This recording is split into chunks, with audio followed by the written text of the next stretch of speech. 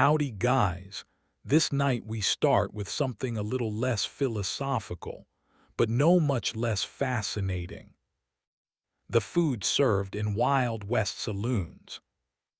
Positive, they were known for whiskey, bar fights, and questionable piano music. However, what did people surely eat there? Changed into all of it beans and bacon? Or have been their surprises hiding behind the ones swinging doorways? So, earlier than you get cozy, take a moment to just like the video and subscribe, but only in case you virtually experience what I do right here. And allow me recognize within the comments wherein you are tuning in from and what time it is for you. It's usually charming to see who is joining us from round the arena. Now dim the lighting, perhaps switch on a fan for that smooth background hum, and allows ease into tonight's adventure together. The first issue that hit you while you walked right into a Wild West saloon wasn't the piano tune or the sound of someone losing a week's wages at playing cards. It was the smell. Neglect the romanticized scent of sizzling steak and clean cornbread. The actual bouquet turned into extra like a punch in the nostrils. A complicated combination of sweaty cowboys, wet tobacco, vintage beer, damp wooden, horses that hadn't bathed in a decade, and in case you had been lucky, the faintest hint of something cooking within the again. Some saloons attempted to mask it with sawdust on the floor or pipe smoke thick sufficient to purpose temporary reminiscence loss. Others simply embraced it.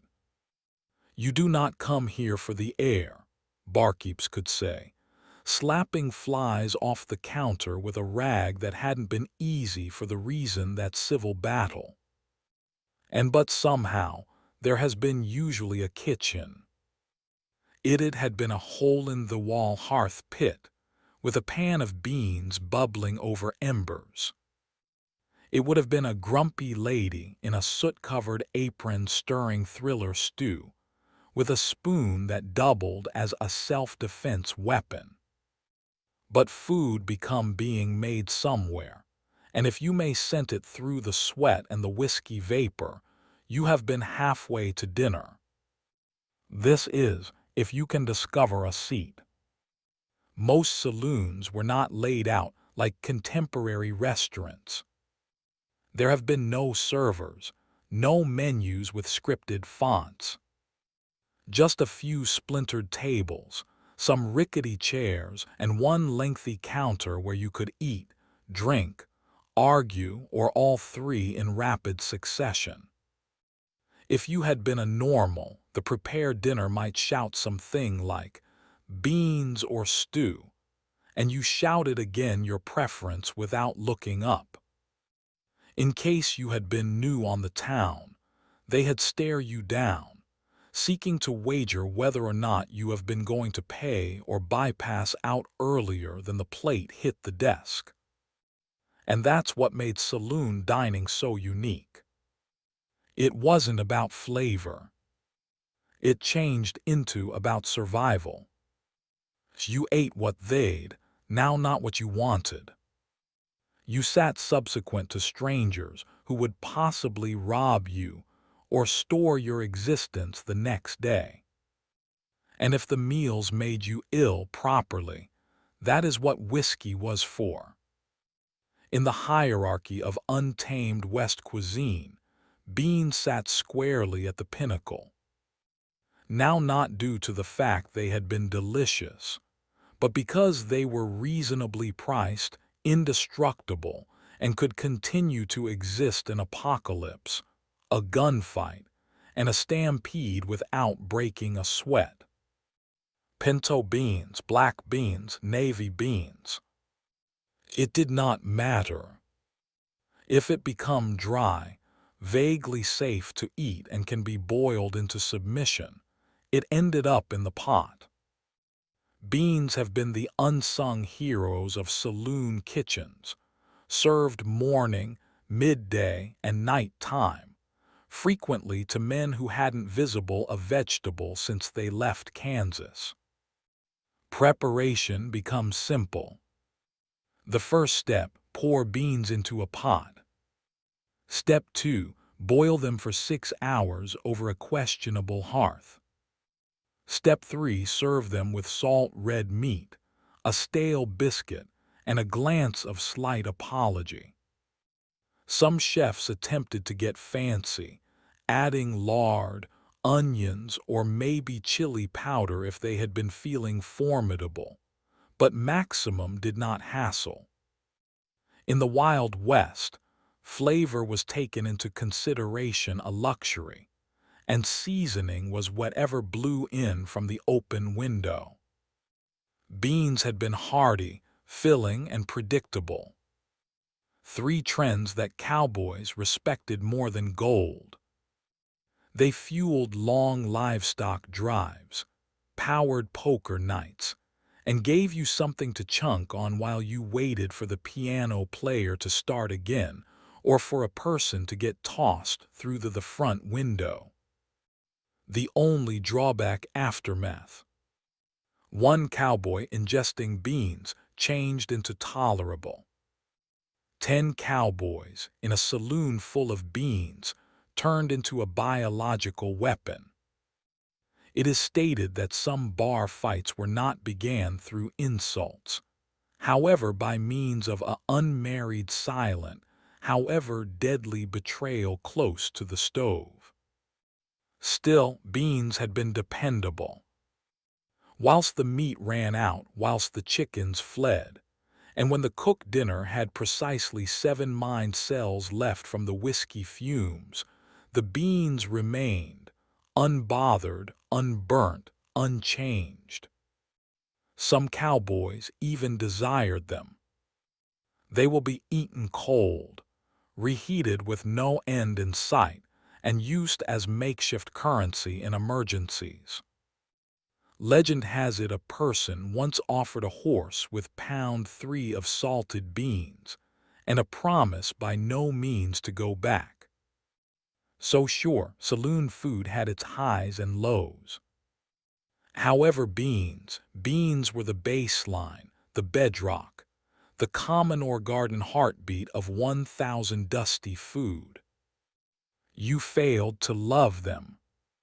You respected them. And from time to time, that was enough.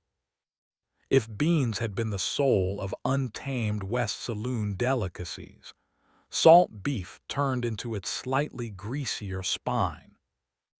A slab of fat and meat so hard it could live on a thunderstorm, a bar brawl, and 6 months in a saddle bag without converting texture. Salt red meat wasn't Sir Francis Bacon, even though cowboys like to faux it become. It was pork belly, heavily salted and often smoked, preserved in barrels with sufficient brine to season a small ocean. The salt kept it from rotting, and additionally arguably from being safe to eat. Cooked right, salt beef turned into tolerable. Fried up in a warm skillet, served crispy and sizzling, it had flavor, grease, and that satisfying crunch that made you, in brief, neglect the rest of your dinner came from a can. But cooked wrong, which passed off often, it turned into like chewing a salted boot heel dipped in axle grease. Nevertheless, salt red meat had its fans. It changed into easy to transport, difficult to ruin, even though many attempted, and gave even the blandest pot of beans a salty punch of joy, or as a minimum a cause to drink extra whiskey. Cooks in saloons did not waste a unmarried bit. The fat used to fry the whole lot from potatoes to biscuits. The rind tossed into stews, or given to dogs, or to unfortunate learners who failed to realize the difference. One chew, and they would examine real quick that the barkeep wasn't joking whilst he stated, "Bite gradual or choke proud." And sure, every so often the beef was suspicious. A greenish tinge right here. A questionable odor there. But in saloons the motto wasn't, "Is it clean?" It turned into extra like, "Did it kill the remaining man?" If no longer, you gave it an attempt. Salt pork became versatile, too. It is able to be diced into beans, slapped on biscuits, fried alone, or gnawed at like jerky on long rides. Cowboys packed it like treasure, and saloon cooks leaned on it whilst the chickens ran off or the stew pot were given too skinny. It wasn't fashionable, and it certain wasn't wholesome. But in an international in which you may ride 60 mi earlier than your subsequent warm meal, salt beef got the process achieved. And in case you survived it well, you were stronger for it. In the Wild West, stew changed into the extraordinary culinary equalizer. Warm, vaguely meaty, and deeply suspicious.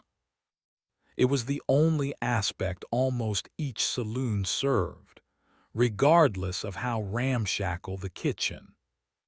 Why? Due to the fact stew became the best cover tale for whatever odds and ends. The prepared dinner had mendacity round, or could not legally describe. The bottom changed into simple, a pot, a hearth, and ambition. You commenced with water, maybe some beans or potatoes, and you then tossed in something hadn't walked away but. Red meat sure. Rabbit truly. A squirrel. Yep. Rattlesnake. If it wasn't biting anymore, toss it in. One visitor as soon as claimed he found a bootstring in his bowl. He wasn't even mad.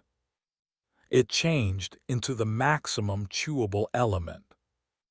Meat exceptional varied wildly.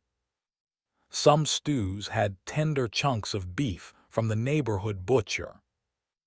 Others, well, that they had meat, the sort you did not ask about. If the prepared dinner looked fearful, and the dog populace had these days reduced, you simply ate across the chewy bits and prayed.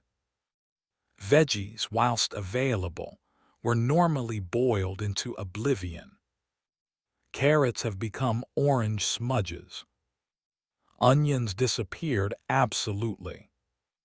Potatoes held on the longest, but eventually surrendered. The end result, a bubbling brown-gray slurry that smelled way higher than it seemed and tasted higher than you would count on, assuming enough salt.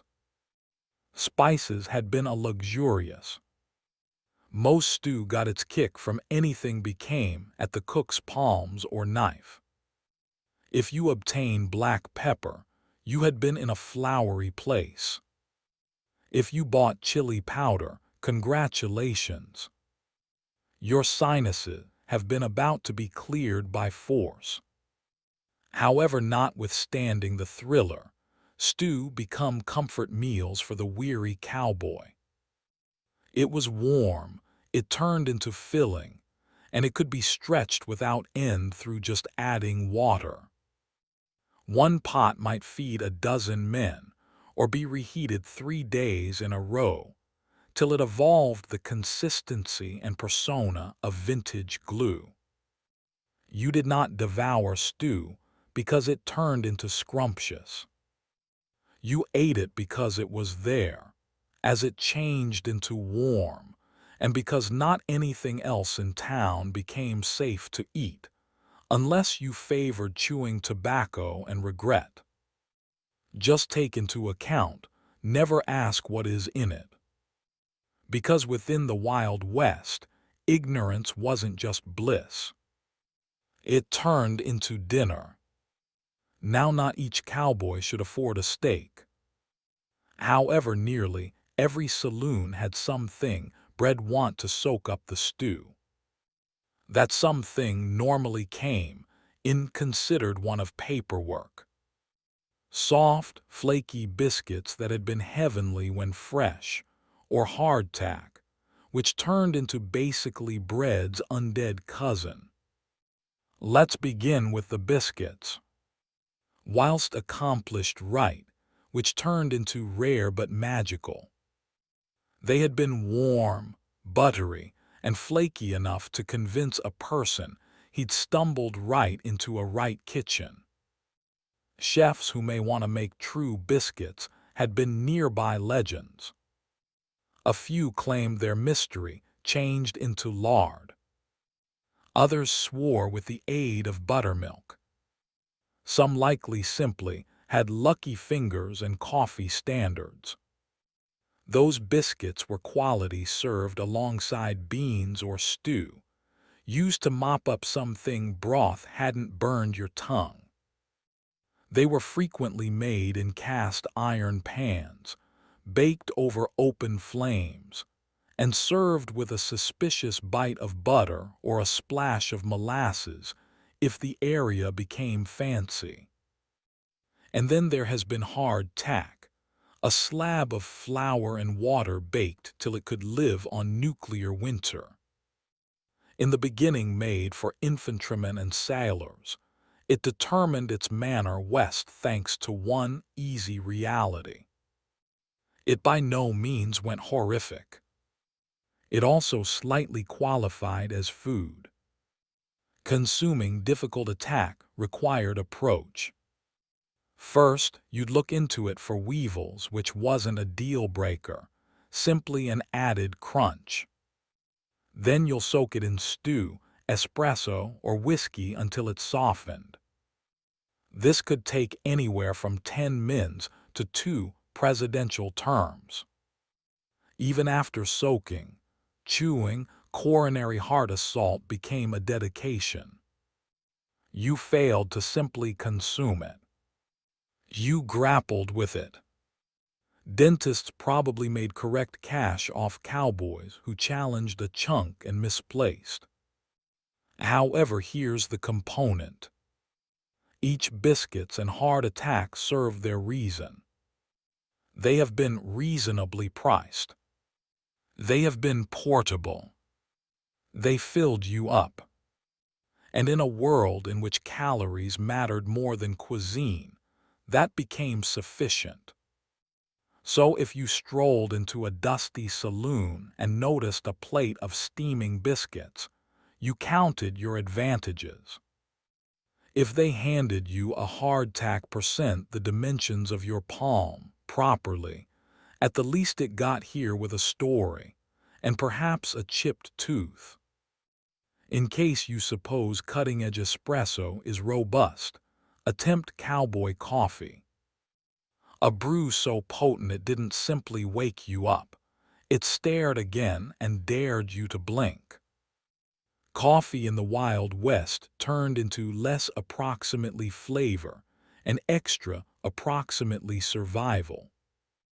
It wasn't roasted by using beginning, filtered through fancy devices, or crowned with oat milk foam artwork.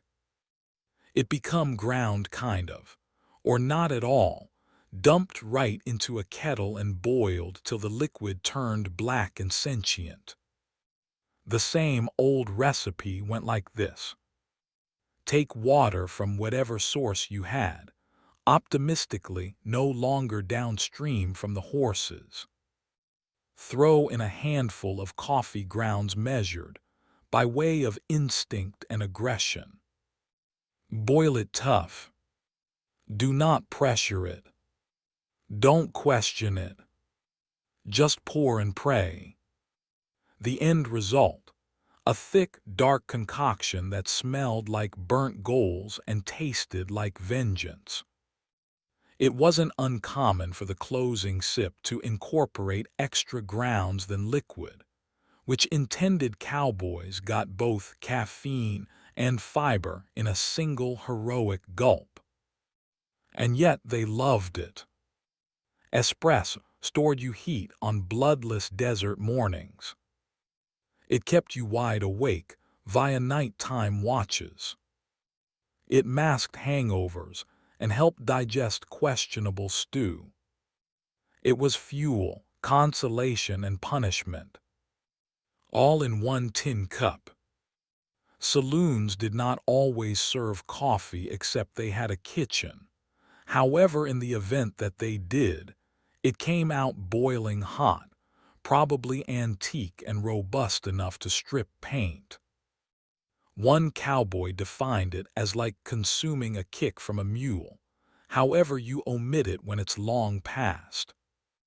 Fancy folks may have introduced sugar or canned milk if to be had. All and sundry else just grimaced and powered through. And if a saloon were reheating the same pot all day, you'd get the boldest brew recognized to man, thick as tar and 2 times as resentful. It is really worth noting that a few chefs reused vintage grounds to stretch the pot. This economic system approach led to coffee that tasted like sadness and remorse, but it still counted. Due to the fact within the Wild West, you failed to drink espresso for satisfaction.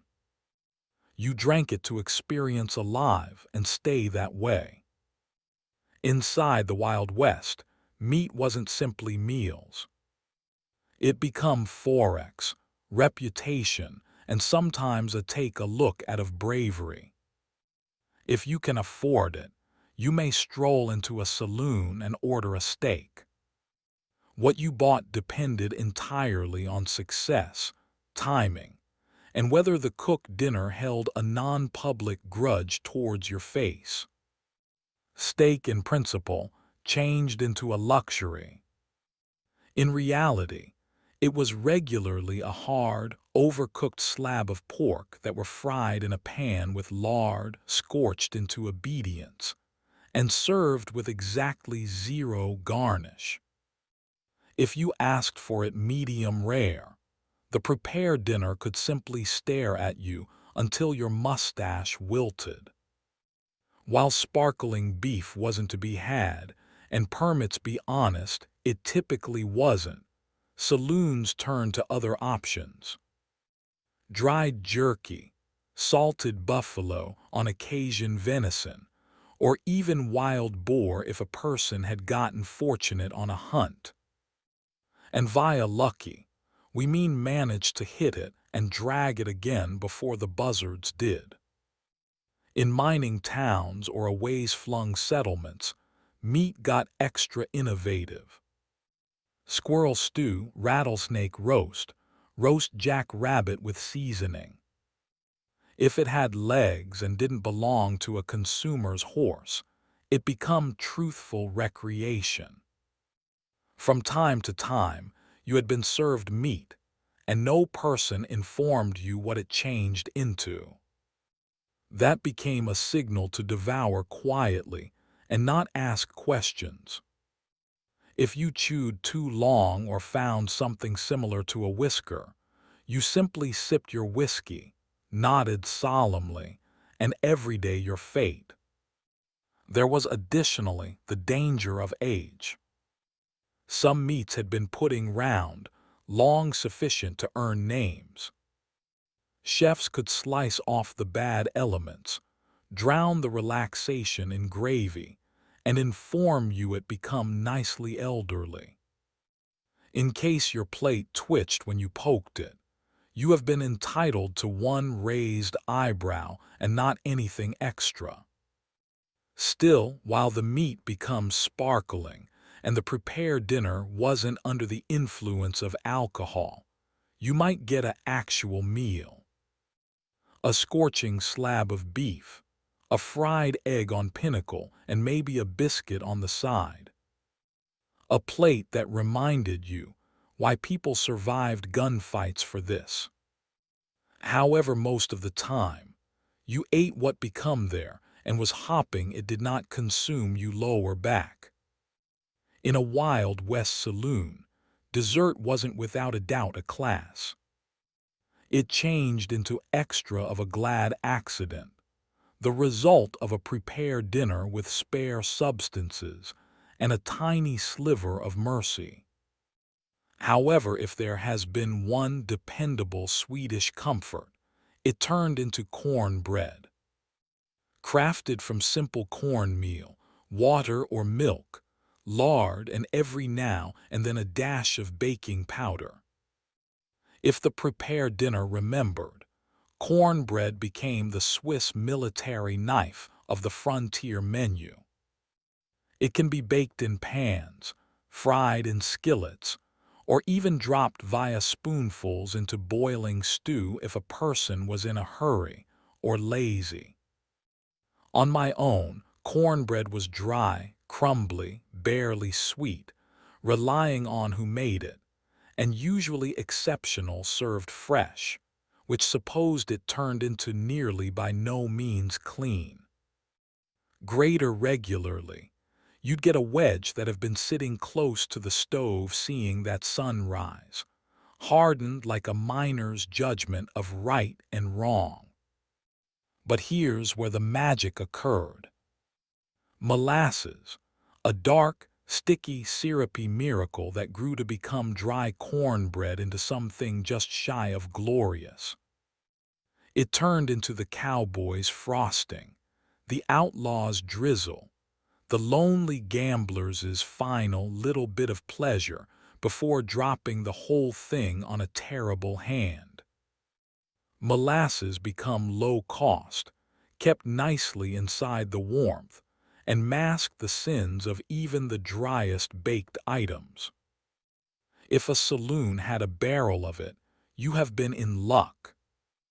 If they warmed it before serving, you were practically consuming at a 5-star status quo with the aid of frontier requirements. Some chefs went a step similarly, pouring molasses over skillet-fried cornbread and tossing in a pinch of salt or spice.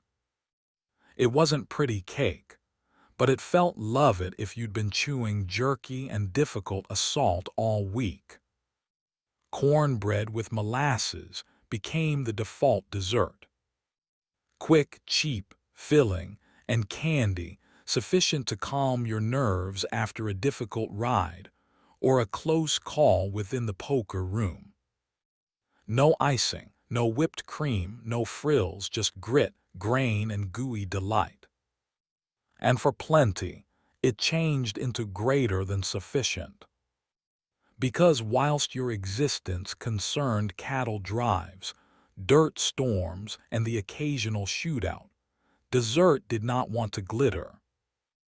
It simply had to remind you that now not the whole thing inside the West turned into looking to kill you. In case you were lucky sufficient to stumble right into a saloon before midday, preferably sober and no longer bleeding, you might have been presented eggs and fowl. And in that case, you had been inside the presence of a miracle or a entice. Let's start with the eggs. Clean eggs within the Wild West were gold. Not real gold, however almost as rare and similarly fragile. Chickens were not raised for fun. They had been cranky at risk of wandering, and on occasion stolen, eaten, or misplaced to foxes. If a saloon had eggs accessible, they either had their very own chickens, a neighborhood dealer, or a secret smuggling operation from the following metropolis over. What type of eggs were they? Optimistically chook, in all likelihood duck, perhaps something else. You learned no longer to invite. You ordered eggs, and what you bought depended totally on the prepared dinner's mood and the egg's age. Some were scrambled to disguise shade. Others were fried till the yolks grew to become to leather-based. And if it wobbled while it hit your plate, that changed into a sign from the universe to order whiskey rather. As for hen, it became at the menu, but no longer frequently. If it stated fried chicken, what you'd probably get turned into a scrawny hen that died indignant. Hard, bony, and fried in lard until the taste tapped out. Hen wasn't continually well worth the chewing. However, it became meat. It became warm, and it wasn't beans once more, so oldsters ate it gratefully. You might get a drumstick the scale of your thumb, or a whole zone roasted on an open flame. You may also get a feather for your gravy, and that was simply part of the allure. Breakfast services of eggs and chicken were a status image for saloons. They stated, "We've got meals that did not come from a can or a barrel." If the eggs were heat and the hen wasn't dry, you'd inform your pals for weeks, and if it gave you meals poisoning, well, that changed into just the West reminding you who changed into in charge. Nonetheless, there has been something hopeful about ordering eggs. They meant morning. They intended survival. And simply maybe, they supposed you'd stay to drink once more by way of nightfall. In a Wild West saloon, pie changed into extra than just dessert. It changed into a statement. If you noticed a pie sitting on the bar, steam growing, crust golden, heady scent of apples wafting through the smoke and whiskey, you knew this saloon meant commercial enterprise. You furthermore MGHT knew that someone within the kitchen had installed real attempt, which turned into almost a love letter in a land of bean slop and overcooked pork. Now, don't get ahead of yourself. Pie within the Wild West wasn't a super laddie's crown pastry with farm sparkling fruit. It changed into a difficult, rustic affair. Uneven crusts, fillings made from canned or dried fruit, and normally served lukewarm at first class. Whipped cream. Not until a cow followed you into city. The most common types were apple, peach, or berry. Berry being a flexible category that every so often included raisins or matters that most effective vaguely resembled berries. If the prepared dinner had a candy enamel, you would possibly get a dash of cinnamon. If now not to procure crust, sugar, and optimism. Still, pie become a rare deal with. Most cowboys hadn't seen one considering they left domestic, and saloons knew that offering pie gave them an aggressive aspect. An awesome slice could pull clients from towns over. And if the pie changed into heat and flaky, you better accept as true with someone would threaten to shoot during the last piece. There are recorded memories and a few exaggerated legends of poker video games that resulted in gunfire over dessert disputes. You took the closing slice turned into as legitimate an offense as dishonest at cards. In an international in which guys had been stabbed over spilled whiskey, pie become nearly sacred. Of path, now not all pies have been created identical. A few were frequently crust. Some were experimental. Some had fillings that hinted at being fruit once in a preceding life. However, if the celebrities aligned, the cook becomes sober, the oven turned into warm, and the fruit wasn't fermenting, then that pie turned into something to keep in mind. Due to the fact within the dust and grit of the frontier, a slice of pie wasn't just food. It changed into wish served on a tin plate.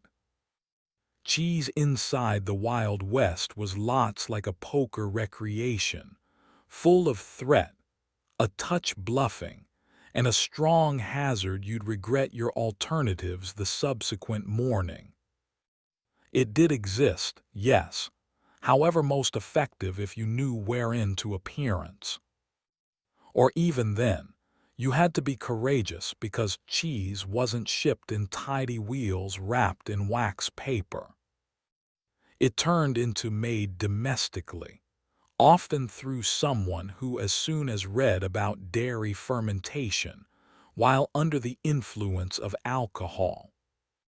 Maximum saloon cheese got here in sorts: tough, yellow, and suspiciously sweaty or soft, crumbly, and slightly competitive to the nostril. Refrigeration. That was a luxurious. So unless it became a particularly bloodless month, or the saloon become close to a cave, probabilities are your cheese had evolved a character. It is probably cheddar. It might be something vaguely Swiss. It might be a lump of dairy guesswork with salt on top. And if it squeaked while you bit into it properly, that became among you and your jaw. Cheese become generally served in chunks along bread, jerky, or if you have been lucky, a pickle. It helped balance out the saltiness of the whole thing else, and gave cowboys a protein boost between brawls. You can even soften it over beans or toast it on cornbread, assuming the cook dinner was feeling creative. But watch out, a few saloons cut corners. Cheese is probably antique butter gone incorrect, or curdled milk pressed right into a bar form and rolled in pepper to distract you. One traveling service provider once stated he sold cheese in Nevada that tasted like boiled sock with a rind. He nevertheless ate the whole lot due to the fact even bad cheese become nonetheless cheese. And in the Wild West, a saloon that offered any cheese in any respect stood out. It intended the owner had connections to a local farm, or as a minimum get admission to a cow that hadn't been rustled, but imparting cheese wasn't about flavor. It became a flex, a symbol of civilization in an area wherein most of the people nonetheless bathed with sand. So if a saloon plate came with a slice of cheese, you diet, sniff it, tap it along with your fork, and then devour it besides. Due to the fact inside the West, a big gamble turned into simply part of dinner. If it could be soaked in vinegar and forgotten in a jar, probabilities are it changed into served in a Wild West saloon. Pickling wasn't only a flavor desire. It became a survival method. Before refrigeration, saloon kitchens depended on brine and sourness to hold meals from crawling off the shelf. Greens, eggs, fruit, even meat. Not anything changed into safe from the retaining strength of vinegar. And that is how we were given pickled the whole thing. Pickled cucumbers, the conventional, crunchy, sharp, and now and again green. They had been served as aspects, chases for whiskey, or just something to chew on among awful decisions. If you were lucky, they had been made clean with garlic and spice. If no longer, They tasted like regret and rainwater. Pickled eggs, a saloon staple. You'll see them floating in cloudy jars behind the bar, typically near the whiskey. They gave the look of ghostly eyeballs and had the texture of unhappiness. A few cowboys swore through them. A quick shot of protein, clean to shop, and that they basically stayed down. Others swore at them. Pickled onions, common in mining cities, sharp, tangy, and robust enough to chase off undesirable communique. One chunk and you may talk downwind of a stampede. Even pickled peaches or pears would possibly make an look. Whilst dried fruit becomes soaked in sweet brine to create a dish, each complicated and strangely addictive. It wasn't dessert. It wasn't dinner. It turned into simply wet, vinegary optimism. The beauty of pickled items become their shelf lifestyles.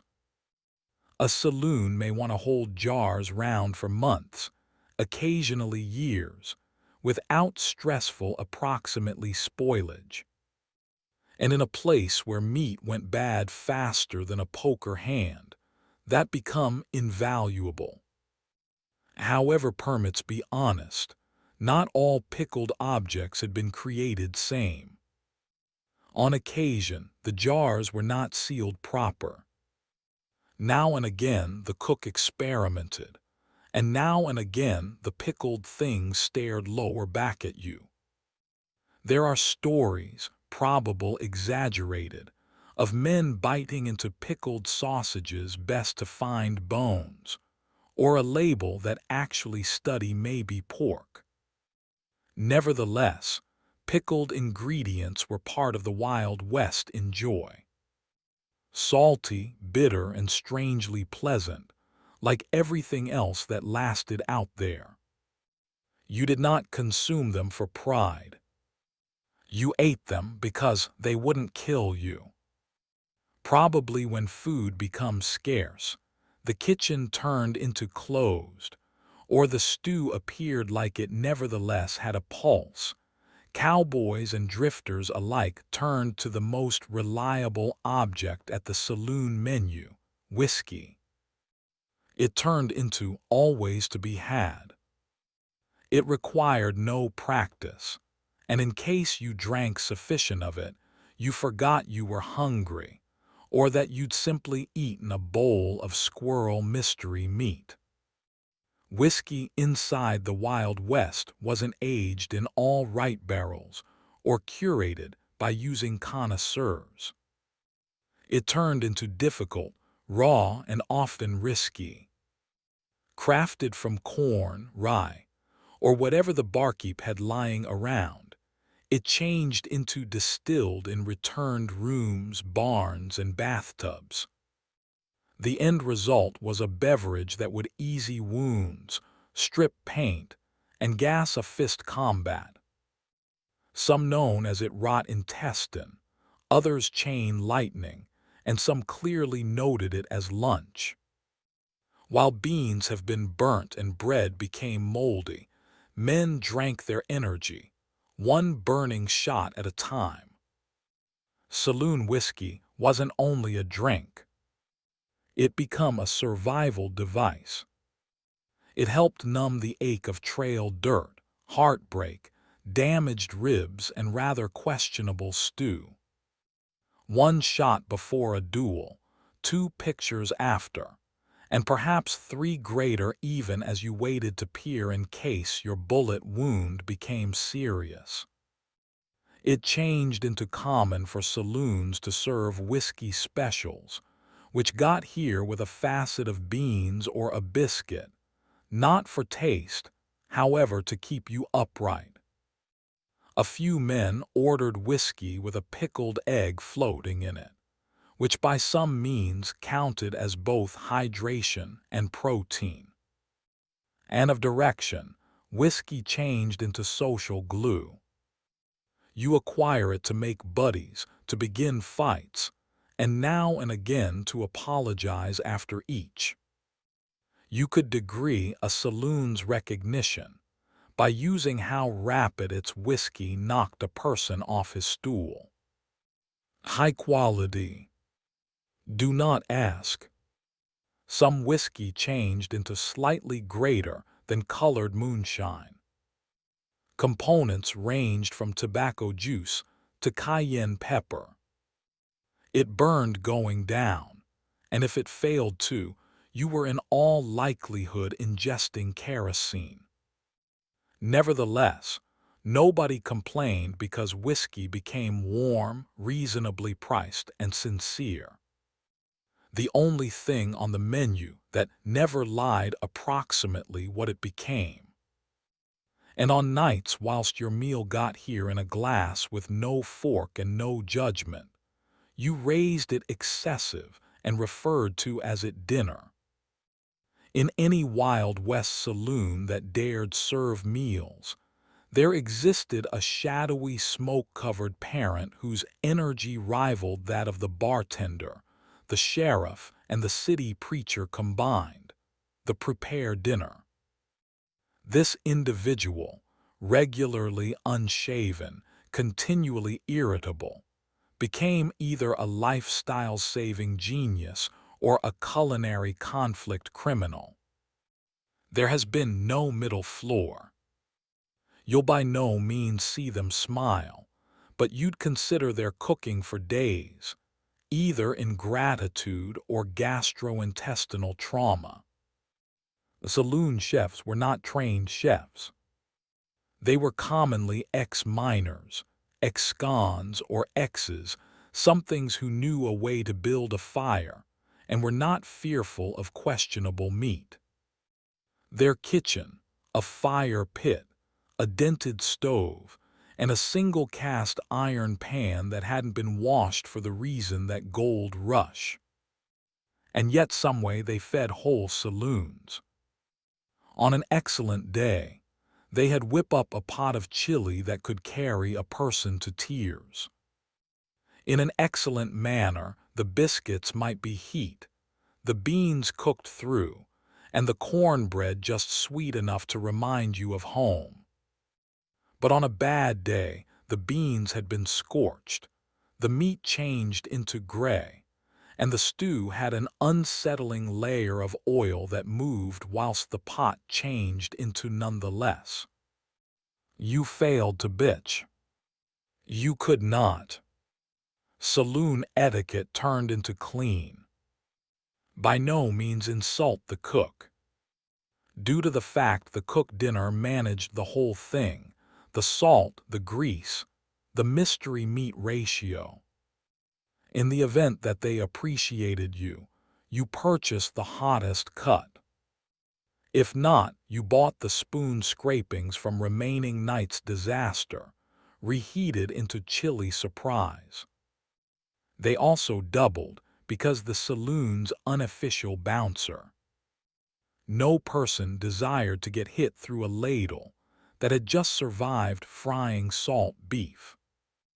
And if the cook dinner had a cleaver, which many did, they might clean a room quicker than a shotgun. Regardless of their moods, those cooks were important. They saved cowboys on their FT, miners from passing out, and vacationers from collapsing mid-sentence. They worked long hours in heat and smoke, took insults of seasoning, and lived by using a single rule. In case you don't adore it, there may be the door or the whiskey. So whether or not they had been your savior or your saboteur, you continually nodded respectfully to the cook dinner. Because inside the Wild West, they held your belly and your fate in their greasy, glorious hands. Now that we've walked through the swinging doors, sniffed the stew, and stared down a pickled egg in a foggy jar, the actual query remains: could you absolutely devour the meals served at a Wild West saloon? Let's be sincere. Modern-day taste buds may not live on the enjoy. The beans have been fundamental, the meat changed into a chance, and the stew turned into more mystery than meal. You'll need strong teeth, a stronger stomach, and the kind of urge for food that comes from riding 40 on a sunburned horse with not anything but dirt in your lungs. But here's the issue. For the cowboys, miners, gamblers, and misfits of the American frontier, saloon food wasn't approximately gourmand taste or Instagram-worthy plating. It turned into about gasoline, energy, warmth, a heat plate between gunfights, educate robberies, or every other night time slumbering in a barn next to a mule named Remorse. It was about survival. You failed to ask where the meat got here from. You failed to bitch if the biscuit crumbled like chalk. You simply sat down, ate what turned into handed to you, and washed it down with something sturdy sufficient to kill bacteria, or at least make you stop being concerned about it. And while meals was suitable, when the beans were fresh, the coffee didn't chew returned, and the cook dinner had spared a bit molasses for the cornbread. It felt like a miracle. So would you eat it? If you lived back then, yes, you wouldn't just consume it. You would be glad about it. You would scrape the bowl, wipe the plate with your crust of bread, and order seconds with cash that also smelled like dynamite and horse sweat. You'll snigger with strangers, curse the cook, toast with whiskey, and perhaps, simply maybe, stop the night with a slice of pie and a tale worth telling. Because saloon food wasn't glamorous. It became gritty, greasy, and real. And in a world in which the West became nonetheless wild, that turned into enough. Long before tattoos were scrolled throughout biceps and backs in latest stores with buzzing needles, they had been something a ways older, etched now not with style and thoughts, however with mystery, meaning, and survival. Allows rewind to a time while towns did not exist, when gods hadn't yet been given names, and human beings lived near the bone in both spirit and skin. Enter the Iceman.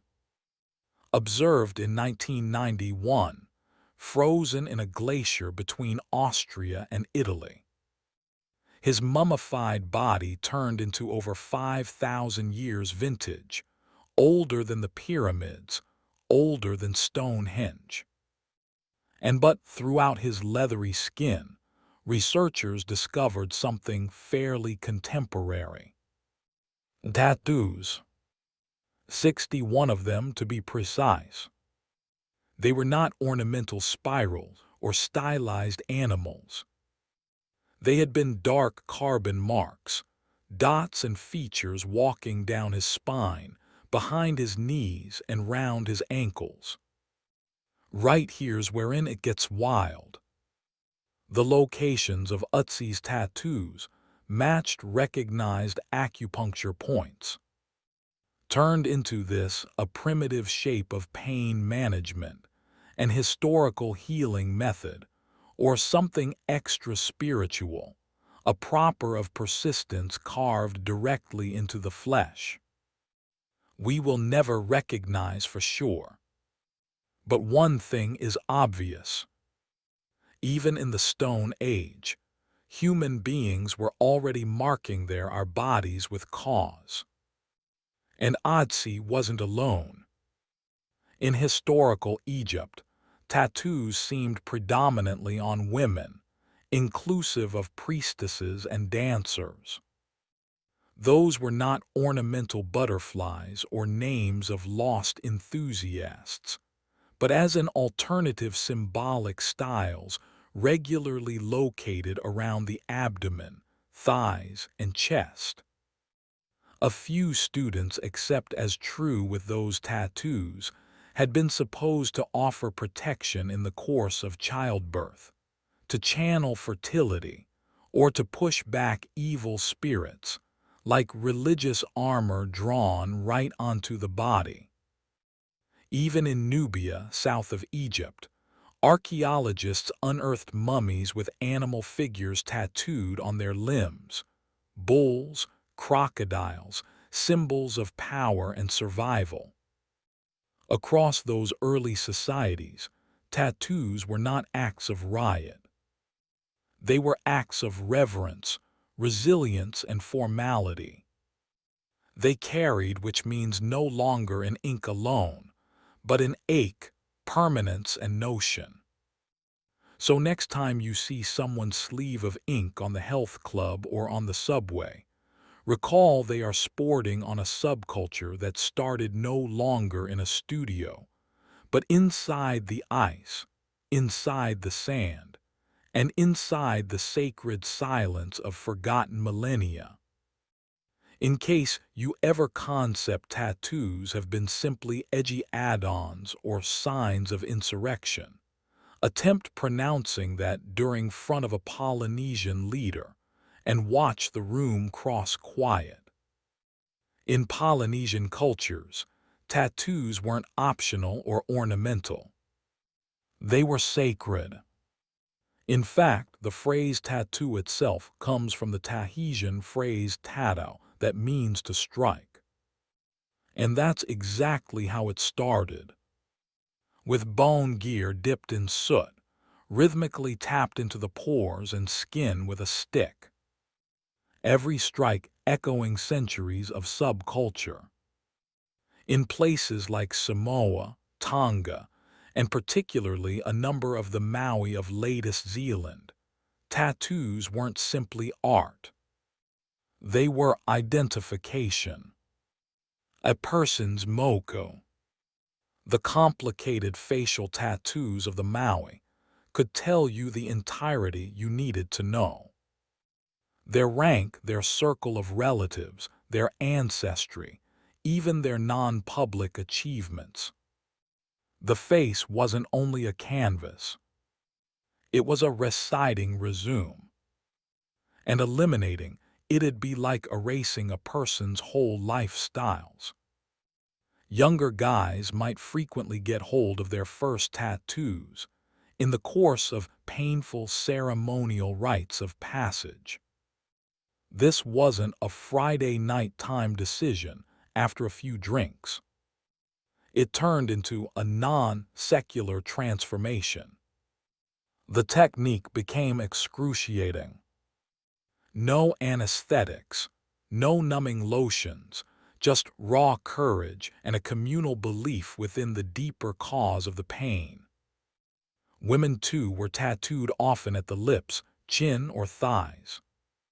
Symbols of splendor, adulthood, and way, the sacred strength believed to go with the flow via all living matters. A lady without tattoos may be considered incomplete, a canvas left blank in an international full of tailies. But colonialism, because it regularly does, attempted to erase all of it. Missionaries arrived with scissors, cleaning soap and disgrace.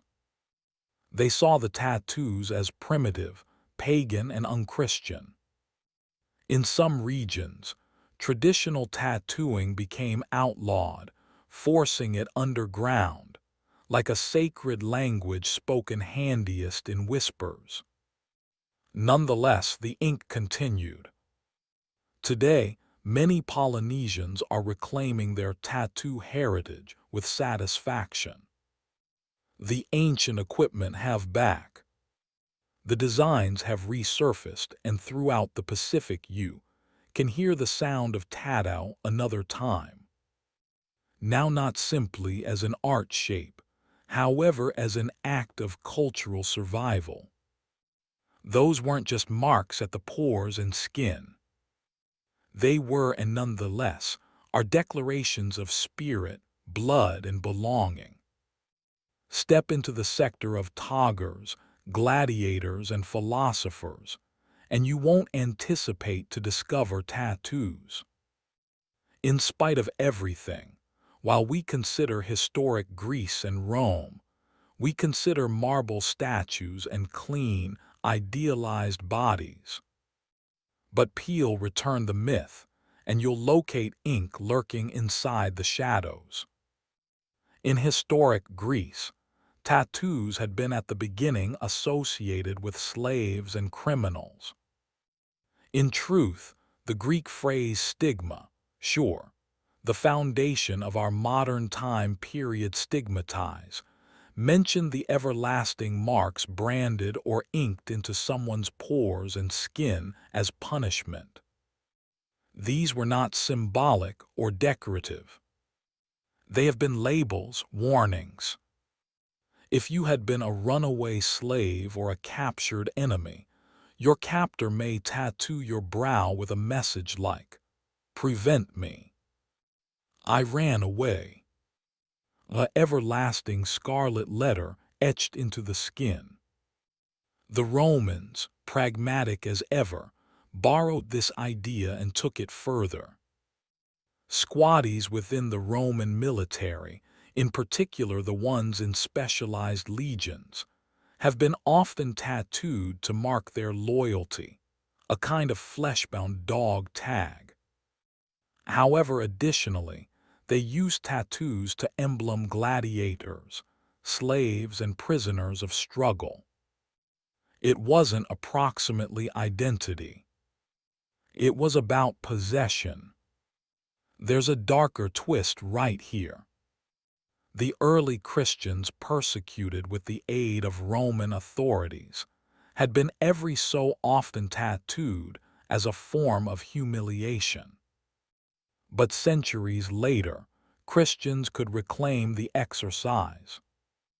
Pilgrims to Jerusalem in the center, a while often again with small crosses tattooed on their palms, evidence in their devotion and struggling. What began as a tool of punishment morphed into a badge of religion. Curiously, in later Roman times, Emperor Constantine, the identical ruler who legalized Christianity, banned tattooing on the face, not because it became merciless, but due to the fact the face, he declared, became made in God's photograph and should not be defiled. The irony, our bodies were nevertheless fair sport. Not like in Paullinia, where tattoos elevated a person's social standing. Inside the Greco-Roman world, they regularly decreased it. Tattoos marked you as an interloper, a sinner, a slave. But additionally, they advised a tale. Not constantly one you wanted, however one you carried forever. In those empires of law, conquest, and spectacle, tattoos weren't about self-expression. They were branding, occasionally actually, gear of manage, punishment, and power. And like all marks of oppression, they could ultimately be reclaimed. Whilst the West branded its slaves and criminals, the East took a greater spiritual symbolic method to frame art, wherein tattoos could be each sacred safety and social paradox. Let's begin in India. Although India is extra well known for many, the transient henna art implemented in the course of weddings and festivals, the USA also has an extended history of permanent tattoos. Amongst tribal groups like the Ba, Gandhi, and Santhal, tattoos have been considered each decorative and defensive. A female is probably tattooed with symbols of fertility, electricity, or spiritual devotion. No longer on a whim, but as part of a deeply rooted lifestyle exceeded from grandmother to granddaughter. These tattoos weren't only for splendor. They were seen as jewelry for the soul, something no thief could steal and no poverty should dispose of. Meanwhile, in Japan, the story turned into greater complicated. Within the early days, at some stage in the German duration, tattoos may have had religious significance, likely used to mark repute or thrust back evil spirits. But by the time Japan entered its extra-structured eras, in particular for the duration of the Edo period, tattooing took on an entire new lifestyles. First, it became punishment. Criminals were tattooed on the face or arm, with marks indicating their crime and location, completely branding them as untrustworthy. Believe strolling into a village, and absolutely everyone immediately knowing your sins simply by reading your pores and skin. However, then, something captivating occurred. A counterculture emerged. Outcasts, together with firemen, workers, and later individuals of the Yakuza, adopted tattoos not as shame, however as honor. They created complicated full-frame designs referred to as arazumi, often depicting dragons, tigers, and mythological figures. These were masterpieces carved into the flesh over loads of painful hours. Every layout told a tale, a non-public legend inked below society's judgment. At the identical time, Buddhist pilgrims in Southeast Asia developed Sakient tattoos, geometric designs and Pali scriptures believed to provide protection, energy, and non-secular benefits. These had been administered via priests the usage of sharpened bamboo or metallic rods, and always accompanied by using threat and prayer. Within the East, tattoos may be holy or taboo, sacred or crook. It all trusted who wore them and why. However, one factor became certain. In those cultures, skin changed into by no means silent. It referred to energy, punishment, prayer, and delight. As the Roman Empire gave manner to the upward push of Christianity, the tattoo needle, as soon as an image of identification or punishment, started out to vanish from the Western global. Why? Due to the fact in the eyes of the Church, the frame turned into now not simply flesh. It became a temple. And temples apparently weren't supposed to be scribbled on. The early Christians had a complicated dating with tattoos. On one hand, a few businesses adopted tattoos as declarations of religion. Pilgrims traveling to Jerusalem would have small crosses tattooed on their wrists to indicate their devotion, a permanent non-secular passport. Those had been symbols of staying power and survival, proof they had made the sacred adventure and lived to inform the tale. However, that changed into the exception, not the rule. By way of the early middle, a long time, the dominant message coming from spiritual government became clean. Marking the body was a pagan exercise, and pagans supposed sinful. The Bible, especially Leviticus 19:28, changed into regularly noted, "You shall not make any cutings for your flesh for the useless, nor tattoo any marks upon you. I am the Lord." That single line turned into enough to bury an entire art shape throughout a lot of medieval Europe. Tattoos have become synonymous with heathenism, witchcraft, and heresy. No longer something you wanted related to your call in the course of the Inquisition. In monasteries and Christian kingdoms, tattooing virtually disappeared, reduced to whispers and superstition. However, even in this period of suppression, the ink by no means genuinely dried. Inside the long way reaches of the Byzantine Empire, some Christian sects nonetheless practiced religious tattooing. Small crosses etched onto hands, regularly to defend against Islamic enslavement. In Ethiopia, Coptic Christians maintained tattoo traditions as nicely, marking young believers with sacred symbols as part of non-secular rituals. And among crusaders, the knights who marched to the Holy Land, tattoos made a quiet return.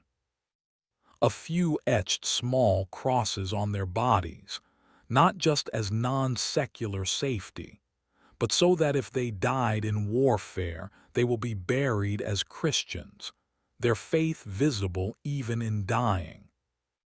So whilst the medieval West attempted to erase the art of tattooing, it by no means pretty succeeded.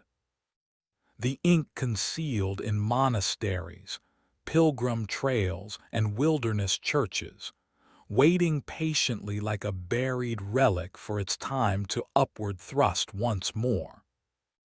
As the age of exploration dawned and wood ships started slicing through unknown oceans, tattoos discovered a modern-day canvas. Sailors. And those were not royal court docket artists or tribal shamans. These were rough men calloused by salt and superstition, who commenced adorning our bodies with anchors, mermaids, and crucifixes. But how did tattoos return to Europe after centuries in exile? Enter the 18th century voyages of Captain James Cook Dinner. Whilst his crew arrived in Paulina, they encountered entire societies marked in ink.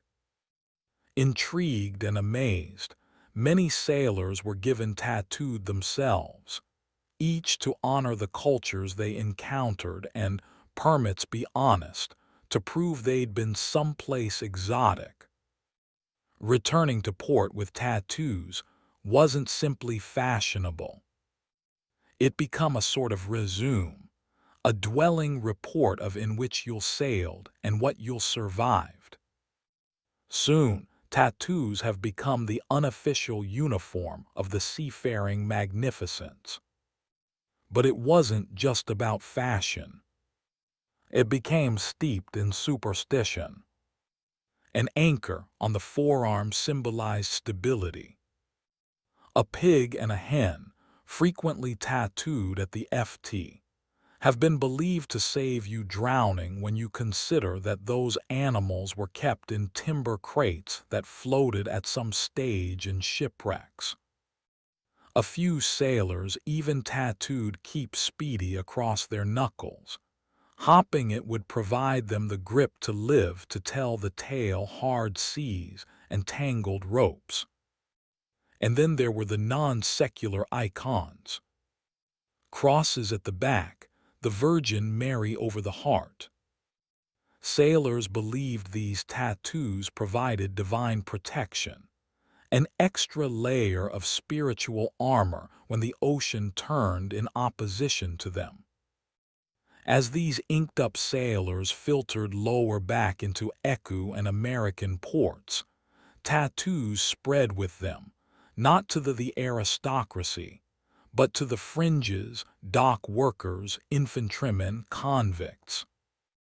Tattoos had been now the language of the lower lessons, the drifters, and the daring. Nevertheless, they held meaning. Inside the U.S., Civil warfare squaddies commenced tattooing their names and regiments on their palms, a grim instruction in case they died in battle and wished identification. A small, painful coverage policy in an international without canine tags. So whilst kings and clergy shunned tattoos, the men who mapped the arena wore them with satisfaction. For them, every mark was a story, a wound, a charm, a prayer. And when the arena resulted in waves or cannon fireplace, it might be the handiest aspect left that told your name.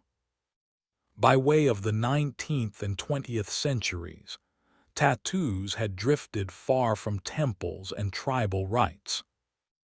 In many elements of the arena, they'd emerge as marks of defiance, especially in the back of bars. Prisons gave tattoos a new language, a gritty coded one, spoken in needles, razors, and improvised ink. Permits start in Russia. Underneath the iron shadow of the Soviet Union, a mystery society of tattoos flourished in the gulags. These weren't ornamental. They had been biographical, symbolic, ruthlessly hierarchical. A celebrity on the shoulders. That supposed you commanded respect. Barbed twine around the neck. You were a lifer, by no means getting out. A cathedral with domes to your chest. Each dome represented a sentence served. The tattoos told your crimes, your rank, your defiance. But break the code or put on an image you hadn't earned, and you may discover it carved off forcibly with a knife. In Japan, the Yakuza converted the artwork of irimi, as soon as a punishment, right into a badge of honor. Full body suits of dragons, koish, and samurai warriors blanketed skin from shoulder to ankle, frequently hidden beneath enterprise suits. Getting tattooed wasn't simply an act of revolt. It became a proper of loyalty. Painful, highly priced, and everlasting. Inside the West, prison tattoos carried their own meanings. In American jails, a teardrop below the eye would possibly sign that you've devoted homicide, or in a few instances lost someone close. Cobwebs at the elbows ought to characterize long sentences. Dots at the knuckles, numbers, acronyms, complete identities rewritten in ink, hidden from guards, however clear to everyone fluent within the language. These tattoos were often completed with smuggled stitching needles, paper clips, and pens melted into ink. There has been no glamour right here, simply ache and symbolism. For plenty inmates, it changed into less approximately art and more approximately identification. Proof that you belonged or a warning that you did not. Out of doors prison walls, those tattoos carried a heavy stigma. They marked you as risky, untouchable, past redemption. But for the women and men who wore them, the ink became frequently the handiest steady, the most effective a part of themselves they owned in a machine constructed to strip the whole thing else away. Tattoos in prison weren't fashion. They had been survival. By the time the 20th century hit complete stride, tattoos had long gone from sacred symbols and outlaw code to mainstream insurrection. If the church as soon as noticed tattoos as marks of sin, cutting-edge society commenced to peer them as symbols of freedom, and on occasion of a very precise sort of cool. In the early 1900s, you may still capture tattooed performers in circus sideshows, tattooed girls and illustrated guys who charged admission to expose off their absolutely inked pores and skin. Humans gasped. They stared. It became taboo, wrapped in spectacle. However, something began to shift around the middle of the century. Infantrymen returning from international warfare II added back easy tattoos, anchors, eagles, hearts with moms scrolled inner as non-public trademarks of pain, patriotism, or survival. These tattoos were not for show. They have been keepsakes burned into the skin as reminders of the matters they'd visible and the brothers they'd lost. Then got here the counterculture. Inside the 1960s and 70s, tattoos began breaking out of their blue-collar roots and onto the bodies of rock stars, bikers, and beat poets. Janis Joplin had a bracelet tattooed on her wrist. The Hells Angels wore ink like a badge of honor. The act of having a tattoo, nevertheless a bit frowned upon via polite society, became an act of rise up, a way to mention, I do not care what you suspect. In tattoo parlors, they have been now not hidden dens in city alleyways. They began to move professional. Artists like Lyle Tuttle, who famously inked Cher and the Rolling Stones, grew to become the needle into a broom. Unexpectedly, tattoos weren't simply symbols. They have been statements, personal, political, affective. However, the stigma failed to vanish in a single day. Even into the 1990s and early 2000s, having visible tattoos should keep you from getting employed. No visible tattoos turned into printed proper into many task packages. Ink nonetheless whispered of crime, deviance, or recklessness, especially for girls whose tattooed bodies were policed greater harshly. And yet the tide turned into turning. Tattoo television indicates emerged. Celebrities embraced full sleeves. Tattoo conventions popped up anywhere. The art shape became not a way of life. It turned into subculture. From riot to runway, tattoos had sooner or later re-entered the mainstream. But they in no way forgot their roots. In a global where the whole lot from our voices to our reminiscences lives within the cloud, you would suppose something as analog as a tattoo might be left behind. However, as a substitute, tattoos have entered a renaissance. Not just surviving the digital age, but evolving with it. These days, tattoos are more than ink and skin. They're powered with the aid of apps, augmented by way of tech, and designed with machines that would make 19th century sailors weep.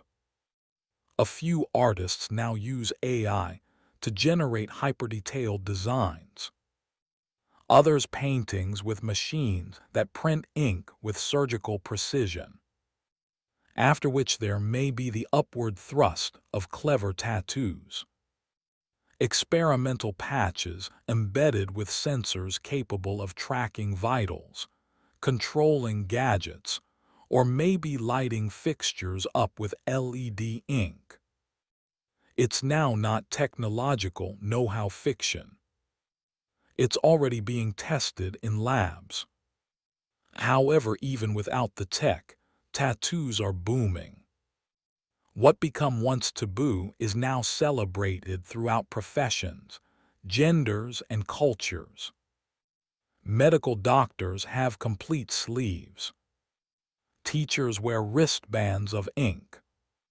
CEOs stroll into boardrooms with complicated lower back portions hidden underneath fits. Social media has democratized the art shape. A tattoo in Seoul can move viral in Seattle.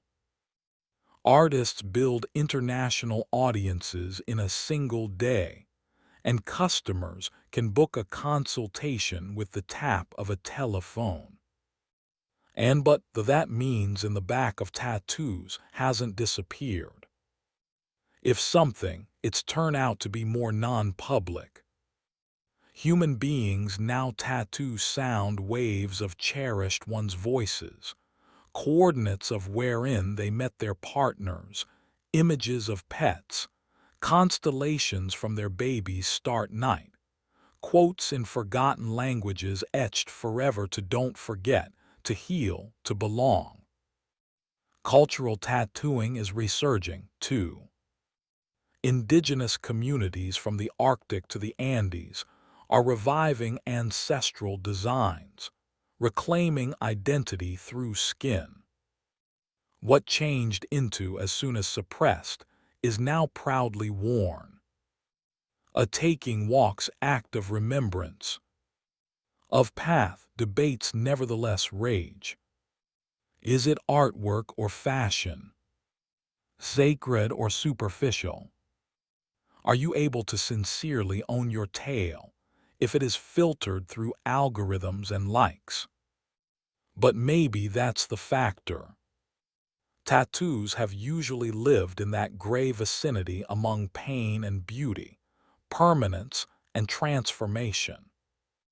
They're both primal and futuristic. A whisper from the beyond and a declaration for the next day. And as long as humans crave, which means reminiscence and mark-making, tattoos will endure. Underneath the surface, ink will always speak, even when phrases cannot. Earlier than empires clashed and blood soaked the sand. Earlier than kings trembled at her name, Tamias became absolutely a daughter of the wind. Born to the uncooked open steppe, the land she came from changed into now not gilded in marble or echoing with philosophy. It became brutal, loose, and with no end in sight sizable. This became the world of the Mass Age. Fierce nomadic horse archers who rode like spirits of the plains. Their lives shaped by survival, honor, and battle. We realize little of Tomias's youth, however we can believe the rhythm of it. She could have found out to journey earlier than she should run, to shoot before she ought to talk in full sentences. Many of the rubbed down ladies had been not caged in tents or veiled via silence. They educated beside the boys, rode with the warriors, and grew up with iron in their blood. To lead, one had to bleed. And Tomias, even as a young lady, bled for her people. Her tribe worshipped the sun and sky, lived off their herds, and buried their lifeless with weapons, geared up for battle within the afterlife. That they had no towns, no golden temples, but that they had pride. And when enemies approached, they met them no longer with prayers but with arrows. Tamias likely came to electricity after the loss of life of her husband, who may also have ruled the tribe earlier than her. However, what's certain is that after the moment came, she failed to inherit management. Or she seized it. In a time when most women have been considered assets, Tomias commanded a navy. She negotiated with kings. She dared to talk as an equal. And if they didn't concentrate, she made them. She was greater than a queen. She becomes Shahut, the steppes checkmate, a struggled chief in bronze and leather who could soon face the best empire on this planet. But electricity, in particular for a lady, by no means comes without outcome. As Tomia started to solidify her rule, whispers grew louder. Throughout the mountains to the south, a king was looking. His call becomes Cyrus the Exquisite, and he wanted greater. The level was set, the steppe wind howled, and Tomius, daughter of warriors, would soon ride into legend. At the same time as Tomius reigned over the open steppes a long way to the south, a one-of-a-kind type of power was rising. Based imperial relentless. Cyrus the First-Rate, founder of the Achaemenid Empire, had already conquered Lydia within the west and Babylon within the south. His banners flew over deserts, mountains, and cities, in which languages changed each few days' ride. However, Cyrus wasn't carried out. He was a builder of empires, and each builder subsequently eyes the horizon. To Cyrus, the rubdown had been a chance wrapped in opportunity. They weren't wealthy in gold or cities, but they managed the northeastern frontier, and that meant get right of entry to key lands, sources, and trade routes. More importantly, the rub-down day had something no empire should find the money for to ignore. A pleasure and satisfaction in Cyrus's eyes could be bent or damaged. However, Cyrus additionally knew that brute pressure wasn't constantly the pleasant first move. He had a popularity for cleverness, international relations, and strategic trickery. So he attempted a one-of-a-kind method, one that kings earlier than him had used to dissolve threats without an unmarried drop of blood. He proposed marriage. Consistent with ancient resources, significantly Herodotus, Cyrus sent envoys to Tamaris imparting an alliance through matrimony. On paper, it changed into a royal healthy. The first-rate king of Persia and the warrior queen of the Majid. But Ptolemus wasn't naive. She noticed the notion for what it become. Now not an offer of affection or partnership, but a calculated try to take in her human beings without a fight. She declined. And that rejection did not sit well within the halls of Pipilis. With the diplomatic games over, Cyrus shifted to his preferred language, conflict. He ordered his navy to move the Araxes River, the herbal barrier that separated Persia from the land of the Masti. He became going to take what Ptolemus refused to present. But Ptolemus become already getting ready. She knew the terrain. She knew how her humans fought on horseback, fast and livid. And most of all, she knew Cyrus wasn't simply coming for land. He was coming to overwhelm a girl who dared to say no. The sector's maximum effective king had declared conflict.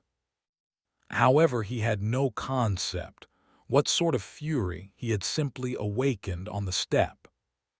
Cyrus the Superb, grasped strategist and pro-conqueror, believed he could outwit us. He had faced kings, crushed towns, and subdued international locations. To him, the rub-down have been little extra than wild nomads, with speedy horses and no towns to guard. He did not understand he become entering into the course of someone just as foxy and a long way extra furious. Tamias had warned him. After rejecting his marriage offer, she dispatched a clean message. Go the Araxes River, and you'll remorse it. However, Cyrus crossed besides, building a bridge of boats to hold his navy into Massage Land. Instead of hanging without delay, Tamias pulled her forces returned, luring Cyrus deeper into unfamiliar terrain. The Persians observed a deserted camp well stocked with food and, more importantly, wine, a luxurious the nomadic Massagete hardly ever indulged in. It became a baited entice, and Cyrus took it, possibly thinking the enemy had panicked and fled. Inside the camp, he left a part of his military below the command of trendy Harpagus, a relied-on officer. As the Massesh returned under the cover of night, they fell upon the drunk and unsuspecting Persians with lethal precision. The war turned into brutal and fast. The various lifeless was Sparipises, Tomius's son, and a rub-down commander. Accounts range on what occurred next. Some say Sparipises changed into taken alive and figuring out his C's, begged for loss of life, and took his personal existence. Others claim he turned into killed within the preventing. However, all agree. When news reached to something inside her shattered, after which grew to become to metal. Her grief was volcanic, however her rage that have become mythical. She sent any other message to Cyrus. This one wasn't a warning. It changed into a vow. You may be a glutton for blood, she said, but I swear I will come up with your fill. She promised to make the floor run crimson with Persian blood, and her vengeance could now not be quiet. Cyrus had taken her son. He had violated her land. Now he might meet not the queen of the mass, however the mom of a slain warrior, and the ultimate face he could ever see. The following war would now not be a skirmish. It would be an execution. The solar rose over the plains like a blade, sharp and blinding. Tamira stood at the pinnacle of her navy, now not just a queen, however a typhoon given shape. Her warriors, hardened by way of the nomadic lifestyles, painted their faces with ash and rage. This wasn't about politics anymore. This became approximately blood. Cyrus, for all his may, had underestimated the rub-down. He assumed they could combat like the tribes he had conquered before. Chaotic, uncoordinated, easy to crush. However, Tomius had spent her life amongst warriors. She understood a way to strike, not blindly, however with precision. She rallied her forces for a full-scale attack at the Persian invaders. And this time, she wasn't preserving returned. The location of the very last struggle is lost to history, swallowed by using the vastness of the steppe. However, what's clean is that Tomius launched a ferocious counterattack. Her cavalry swept across the plains like a tide of knives. They fired arrows from horseback, closed in with axes, and fought like people with not anything left to lose.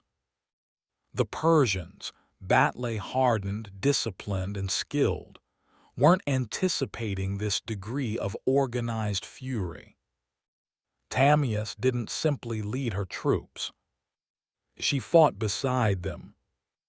Her presence on the battlefield, ignited her warriors like wildfire.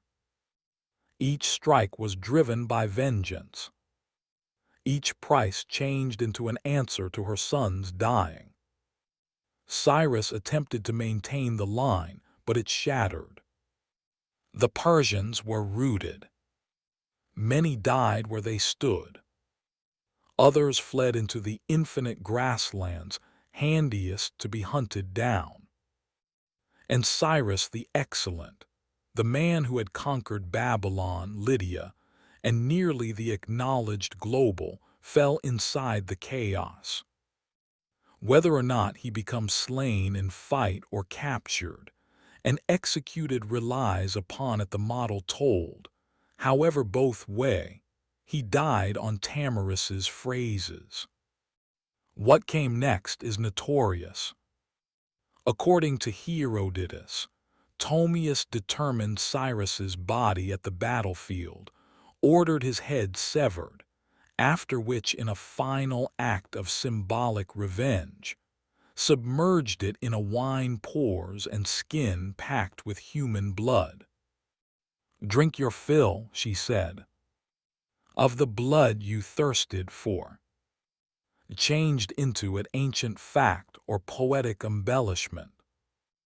Perhaps each, however it failed to count number. The message become eternal. Ptolemus become no longer to be conquered.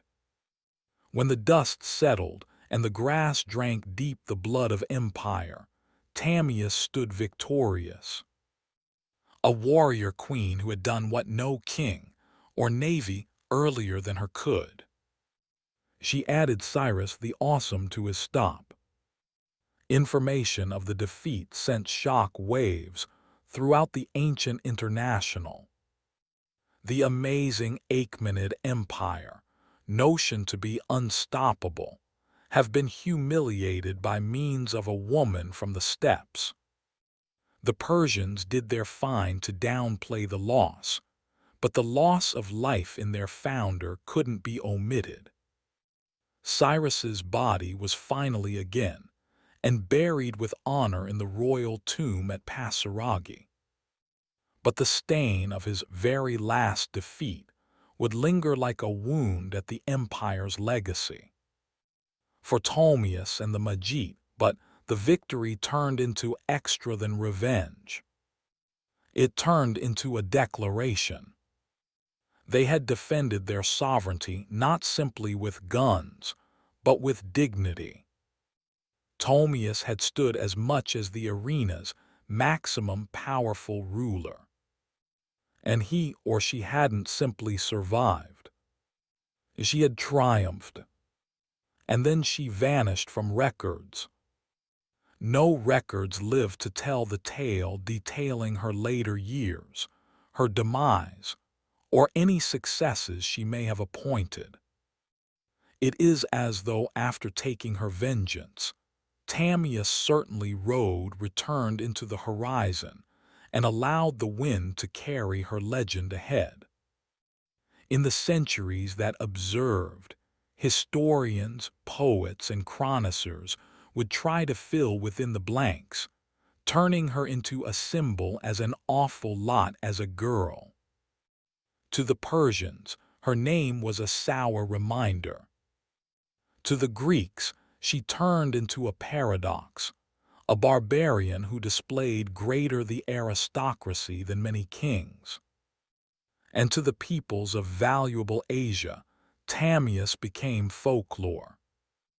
A ghostly queen who rides through the steppe, fierce and unbending, with a sword that recollects. Her legacy might inspire endless depictions across cultures. Medieval manuscripts portrayed her in regal armor. Renaissance artwork imagined her towering over Cyrus's corpse. In each age, she became what humans wished. A mother avenger, a wild queen, a lesson in hubris, or a symbol of female strength. But one fact cuts through the myth. She modified history. Tamias did not inherit a throne. She forged it in fire and fury. And for one brief, unforgettable second, the Steppe Queen proved that no longer all empires upward thrust. A few fall to the hooves of warriors who journey with vengeance in their hearts. Lots of what we know approximately Thomas comes not from nearby rub-down information. They left no stone drugs or royal records, but from the pen of a Greek Herodotus, frequently known as the father of history. Writing a century after her time, he immortalized Thomius in his histories, casting her as a warrior queen of outstanding resolve and terrifying vengeance. But Herodotus wasn't in reality reporting information. He changed into weaving a tale, one component chronicle, one element morality story. To him and his Greek target market, Tamias represented the final reversal of imperial arrogance. Cyrus the Brilliant, a person who had conquered the acknowledged international, fell not to a great army or a rival king, but to a woman who fought now not for glory, however, for her baby. Her victory became nearly mythic, and Herodotus treated it as such. He even specified her grisly revenge, the wine pours and skin of blood, the severed head of Cyrus and her damning words, "Drink your fill," however changed into it real. Modern-day historians debate this forever and ever. Some argue that Herodotus exaggerated or maybe invented components of the tale, using Tamias as a story device to humble the Persian Empire, which on the time of his writing was still a looming pressure over the Greek global.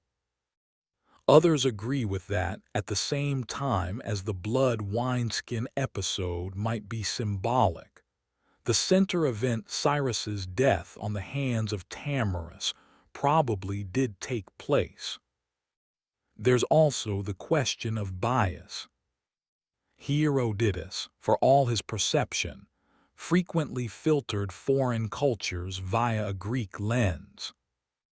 He portrayed the Mazzite as wild and loose, yet noble, an unusual mirror to Greek beliefs of honor and liberty. Tamias in that frame wasn't just a barbarian. She turned into an ethical counterweight to Persian ambition. Still, even if information blurred over time, Herodotus succeeded in one factor. He ensured Tamias would now not be forgotten. Because of him, she became greater than a historical footnote. She entered the area of legend, in which information softens, however effect sharpens. And in that area between delusion and memory, Thomias's tale found a peculiar sort of immortality.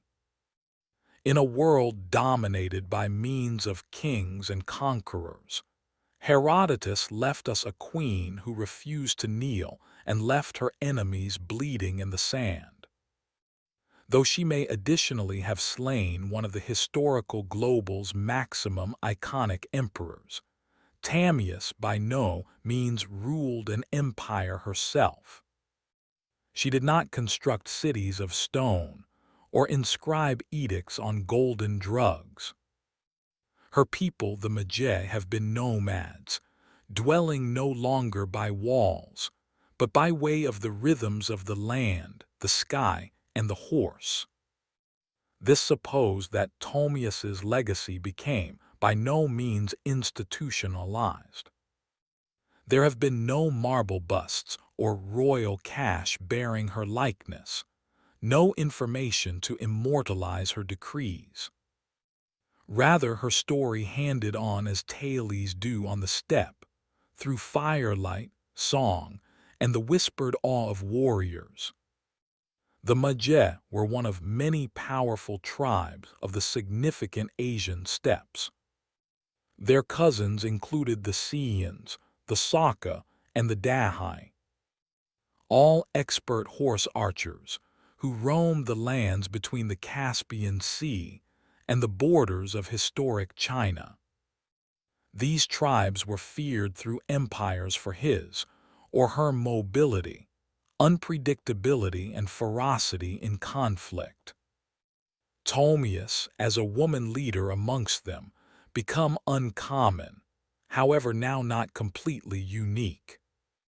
Steppe tradition, in contrast to many sedentary civilizations, allowed ladies a ways extra freedoms. Girls rode, hunted, fought, and even led. The various Scythians, graves of lady warriors buried with weapons, armor, and horse gear, had been observed via archaeologists, confirming that the testimonies of fierce steppe queens have been greater than just legend. Tamias stood on the pinnacle of that culture. Her strength did not come from inheritance or faith. It came from respect, grit, and sheer capability. She turned into a unifying force among scattered clans, a political chief, and a navy commander in a landscape where survival meant riding quicker, shooting higher, and fearing not anything. But because the rubdown left no monuments, Ptolemus have become a sort of phantom queen. Her name echoing simplest inside the writings of outsiders and inside the oral traditions of the steppe. To the Persian scribes, she changed into a warning. To the Greeks, a marvel, and to her humans, probably a memory carried in bloodlines and conflict songs, a ghost who rode with them throughout the plains. Empires may additionally upward push and fall in stone, but the stories of the steppe live on within the wind. And Tamirius, fierce, grieving, and unbroken, became its voice. Centuries handed, and the empires that once surrounded the Massagite rose and crumbled. Cyrus's successors built Persepolis, fought Alexander the Superb, and dwindled into the dusty footnotes of time. But to her legend endured, no longer in the palaces of kings, however within the hearts of folks that refused to bow. Throughout vital Asia, she became greater than a queen. She became a symbol of woman's strength, of resistance, of the untamed spirit of the steppe. In lots of ways, Ptolemus embodied a kind of defiance that transcended geography. She became no longer Roman, no longer Greek, not Persian, and so her tale belonged to no empire. That made her dangerous and galvanizing. In the medieval Islamic International, chroniclers once in a while stated her name, reshaped by using language, however by no means pretty forgotten. In some variations, she became praised for her justice and vengeance. In others, she became visible as a savage queen, a reminder that energy inside the hands of a woman might be each glorious and terrifying. By the point the Renaissance rolled round, European artists rediscovered her story via the writings of Herodotus. Painters depicted her in tricky armor, status triumphantly over Cyrus's lifeless body. In a single dramatic painting, she holds his severed head aloft like a trophy, blood-soaked and triumphant. It turned into theatrical, yes, however additionally political. These artists were fascinated by the concept of a lady who didn't just live to tell the tale in a man's international. She received. Within the 19th and 20th centuries, Ptolemyos became a nationalist icon in areas like Kazakhstan, Uzbekistan, and Turkmenistan. Poets and educators reclaimed her as an ancient heroine, evidence that the roots of Central Asian identification have been fierce, proud, and deeply feminine. Her call appeared in textbooks, statues, and even military ceremonies. A girl who had as soon as dominated on horseback, with a bow in hand, changed into now driving another time. Through memory and myth, through riot and delight. In a global that also wrestles with the concept of effective ladies, Ptolemyos stays a project. She wasn't best, saintly, or tame. She changed into decisive, brutal when essential, compassionate simplest to folks who deserved it. She became resistance in human shape, and the blood of empire on her fingers become a crown she wore without apology. Records has a tendency to choose the developers of monuments, the writers of legal guidelines, the kings who carve their names into stone. Ptolemyos did none of those. She left no empire in the back of, no palace to excavate, no royal seal to decipher. And yet her call still lives. No longer due to the fact she ruled all the time, however, because she refused to be erased. She stands as a contradiction to how records frequently recollects girls. No longer as helpmates or footnotes, however as forces of future. Ptolemyos failed to beg for popularity. She took it with blood and fireplace. She didn't experience in the back of a king. She rode against one and received. Her tale is retold in lecture rooms from Principal Asia to Europe. No longer actually due to the fact she killed Cyrus the top-notch, however because she dared to defy him. She wasn't protecting an empire. She turned into protecting freedom. A freedom that rode at the backs of horses, that hunted with hawks, that slept underneath the stars. A freedom that could not be smartly drawn on a map. Today, her statue's upward push from Kazakhstan's capital towns, and her face embellishes cash and textbooks. To fashionable, valuable Asians, she is a mother of countries, a link to a pre-Islamic, pre-Soviet, proudly nomadic past, a reminder that their identity wasn't born in submission, but in the cry of battle and the gallop of horses. In a world still divided by way of electricity, by means of gender, with the aid of memory. Ptolemyos is a beacon, now not just because she killed a first-rate king, but due to the fact she taught us something even greater. That dignity isn't always given, it is seized. That every so often leadership seems like a mom grieving her son and refusing to let the killer walk away. We often wonder why a few names survive at the same time as others vanish. Ptolemyos survived due to the fact she turned into unforgettable. Because in a time while girls have been predicted to disappear into the tents of fellows, she rose blade in hand, fury in coronary heart, and carved her tale into the flesh of records. Empires fall, statues collapse, however legends trip. And somewhere in the whispering winds of the steppe, the queen still gallops, unbroken, undefeated, and entirely unforgettable.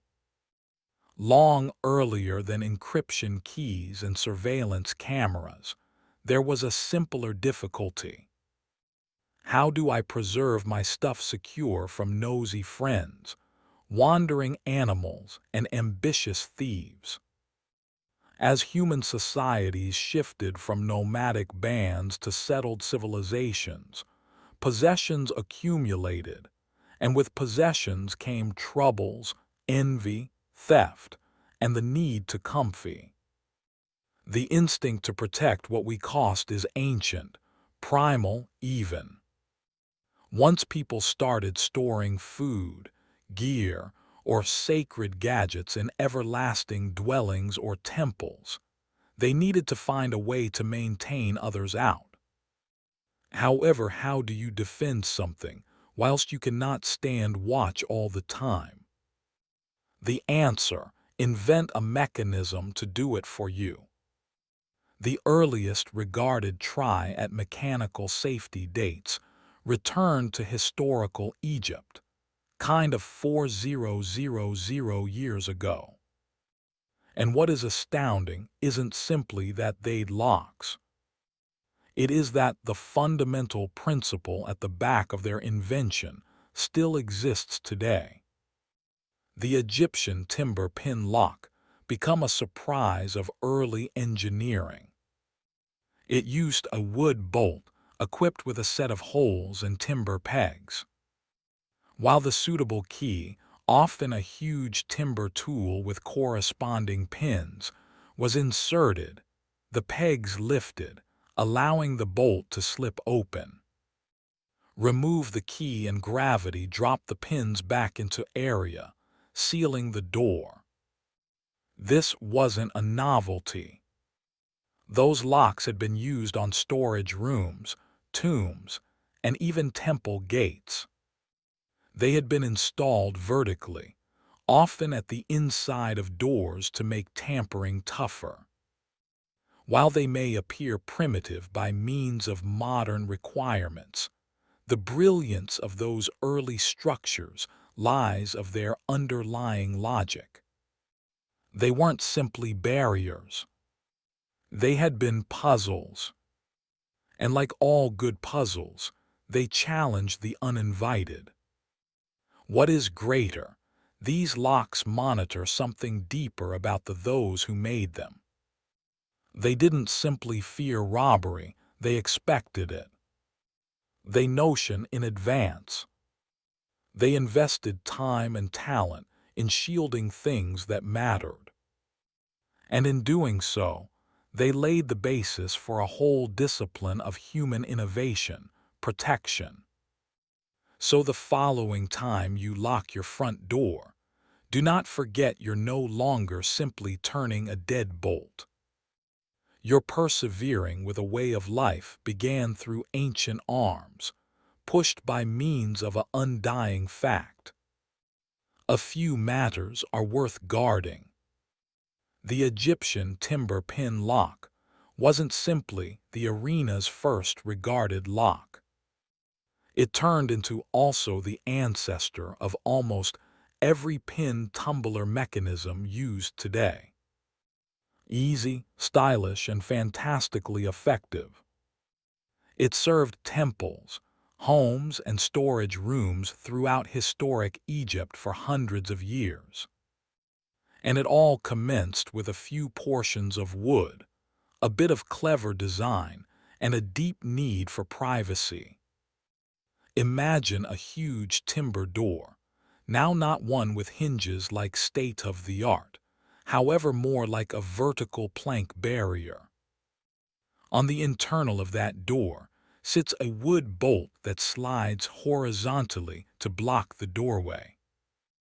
However, embedded within that bolt are numerous holes, and internal each hole rests a wood peg. The one's pegs drop into slots cut into the door body itself, stopping the bolt from sliding open. It's locked. Now here's the magic. The key, a huge timber put into effect akin to a current toothbrush, has corresponding pegs or pins that healthy the positions of these in the bolt. Insert the key into the bolt, and the pins inside are pushed up simply enough to clear the body slots. Once lifted, the bolt can slide open freely. Remove the important thing, and gravity does the relaxation. The pins fall again into the body holes, relocking the door. It is mechanical reminiscence without springs or gears, just wood, weight, and ingenuity. What made this system so dazzling was its balance of complexity and reliability. It was incredibly clean to craft the usage of to-be-had materials, however difficult to skip without the suitable key. And since each lock was barely exceptional, way-to-hand carving, keys weren't interchangeable. Your lock was your lock. These pin locks weren't reserved only for the rich or royal either. Archaeological findings at sites like Nineveh, or even later at Persian and Assyrian locations, show the idea unfold extensively across ancient civilizations. Egypt may additionally have invented the concept, but the lock had legs. Beyond sensible use, these locks carried symbolic energy. In tombs and sacred buildings, locking something wasn't just about physical safety. It signified reverence, finality, the perception that positive things ought to continue to be untouched, except you had been worth enough to possess the important thing. Protection in ancient Egypt wasn't just a feature. It became a declaration. Even as Egypt gave us the earliest mechanical locks, historical Mesopotamia pioneered a completely distinctive form of security. One that relied much less on mechanics and extra on identification. Inside the land among the Tigris and Euphrates, safety wasn't sealed with bolts and tumblers. It became pressed in clay with symbols, authority, and trust. The people of Mesopotamia, consisting of the Sumerians, Akkadians, Babylonians, and Assyrians, evolved a way of securing goods, not by locking them, but by way of making unauthorized get admission to visibly not possible. With cylinder seals, small carved stone rollers engraved with specific pictures or inscriptions. These seals were rolled over wet clay used to shut containers, doorways, or even authentic files. Consider it as an historic combination of a signature, a wax seal, and a barcode. Once impressed into the clay, the seal left behind a non-stop pattern that couldn't be duplicated effortlessly. If a person tampered with the seal, opened the box, broke the door latch, or unwrapped the tablet, it was apparent the damaged clay instructed on them. This technique became easy and profound. In a global without padlocks or alarms, it focused on deterrence via visibility. The seal did not forestall you from opening something. It instructed the sector which you had. High-rating officials, merchants, and clergymen all had their own personalized cylinder seals, frequently exceeded down via generations. These seals carried such prestige that a few human beings have been even buried with them as status symbols and equipment of the afterlife. However, Mesopotamian security wasn't just about clay. They also secured temple treasuries and granaries, using rope bindings that might simplest be removed by cutting, frequently tied with tricky knots or seals that could actually display tampering. The concept became constantly the equal. Make the threat of exposure extra terrifying than the reward of theft.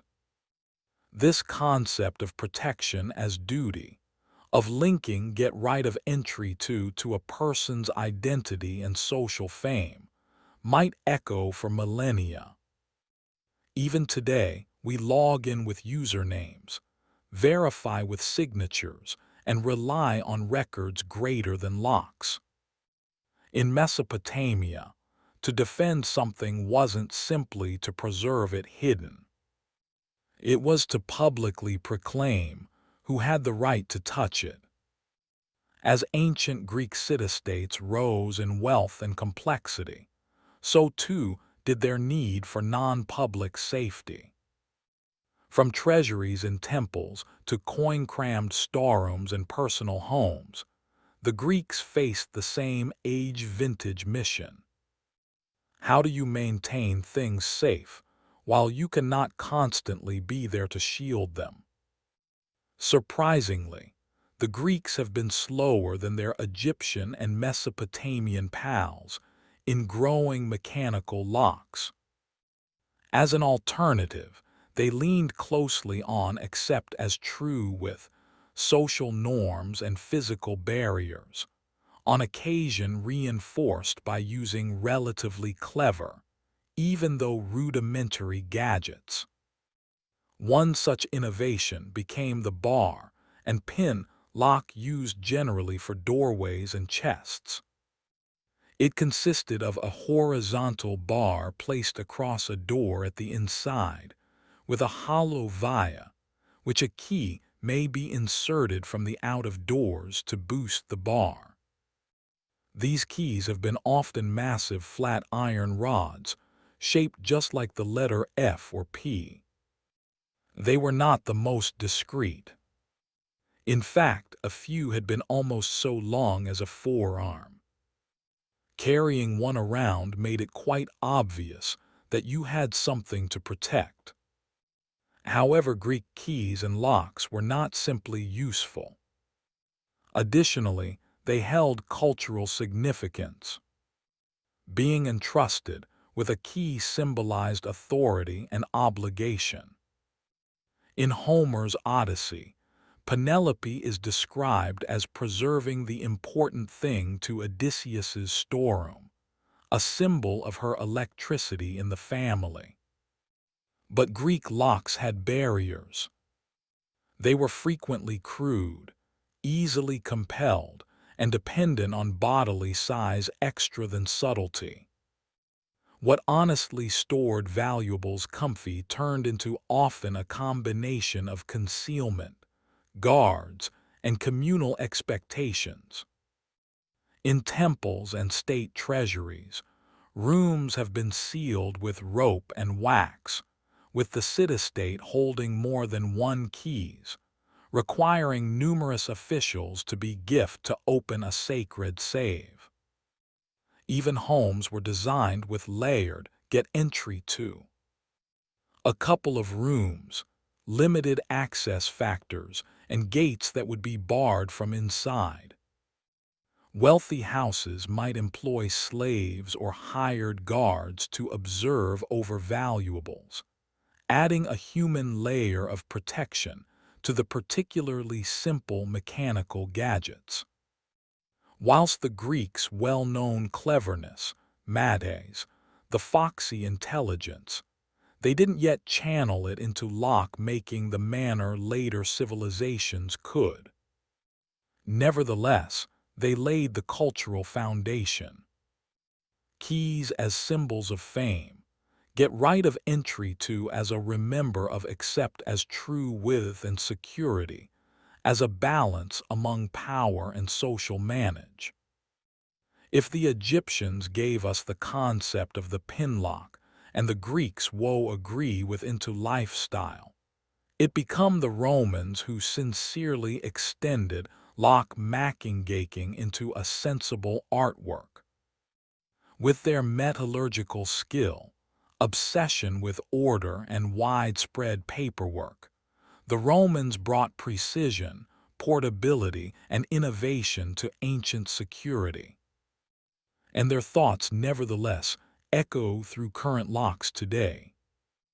Roman locks were on the whole made from bronze and iron, making an allowance for a good deal more durability and smaller, more tricky designs than their timber predecessors.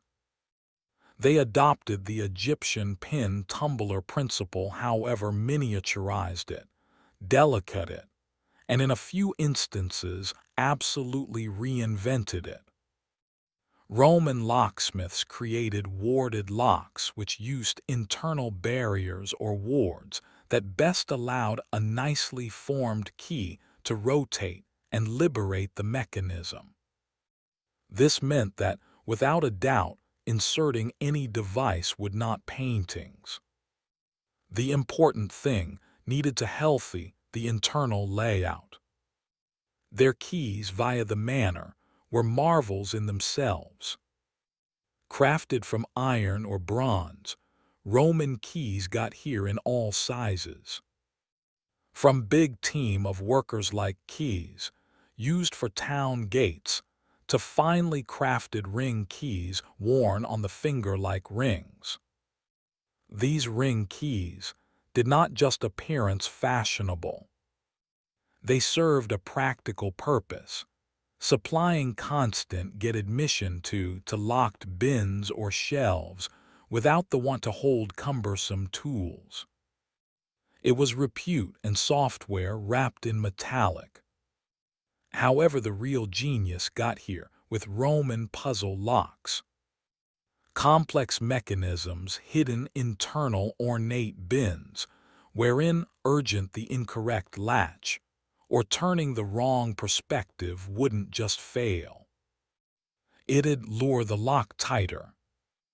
These have been used now not only for securing valuables, however for hiding files, spiritual relics, or even poison, a favorite trick in Roman political circles. Romans also institutionalized lock usage. Banks, granaries, service provider chests, and military storerooms all used locks. Doorways had metallic plates, gates had locking bars, and even slaves might be locked in with iron collars that had keys best their masters held. To the Romans, a lock wasn't just a device. It was a declaration. It declared ownership, authority, and exclusion. And it gave rise to the concept that a really civilized society wished more than simply partitions to protect it. It wanted structures. While the West changed into forging complex metallic locks, historic China took a course that combined practicality with philosophy. Chinese language engineers, ever pragmatic, evolved locking structures that had been simple, durable, and often symbolic, wherein the layout of a lock didn't just defend an object, however carried deeper, which means. The most common form of historical Chinese language lock changed into the sliding bolt lock, a mechanism made usually from bronze or iron. These locks generally consisted of a whole steel case, housing a sliding bolt secured by using spring-loaded tumblers. Insert the right key, normally a flat-rigged metallic stick, and the tumblers could align, permitting the bolt to slip and the lock to open. Sound acquainted? It should. The middle principle in the back of the modern-day pin tumbler lock became already alive in Han Dynasty China as early as 200 BCE. Unlike Roman locks, which regularly featured external keyholes and decorative flair. Chinese language locks were compact, discreet, and transportable. Many have been used to secure chests, gates, rings, packing containers, and doors. And the emphasis became on function, not just form. But Chinese locks have been extra than mechanical gadgets. They have been frequently forged inside the form of animals, tigers, dragons, turtles, or inscribed with symbols representing good fortune, safety, or wealth. A lock shaped like a fish might be positioned on a money field, symbolizing abundance. A dragon lock on a door wasn't just for security. It warned intruders that an effective force guarded what lay past. Locks also played ceremonial roles. At some point of weddings, love locks have been occasionally used to bind symbolic boxes or chests representing the couple's bond. The important thing could be exceeded over as part of the wedding ritual, a gesture of consider and dedication. Some locks, mainly puzzle locks, had been designed to confuse thieves. That they had hidden mechanisms, false keyholes, or required a specific sequence of actions to open. Now not due to the fact they were always harder to interrupt, however because they bought time. In historic instances, put off could be the difference between a foiled theft and a success one. Ultimately, Chinese safety lifestyle wasn't constructed around brute denial of get entry to, however rather harmony among software, symbolism, and smart design. In that blend of shape and characteristic, they developed a quiet legacy, one which keeps in subtle locks and symbolic rituals to these days.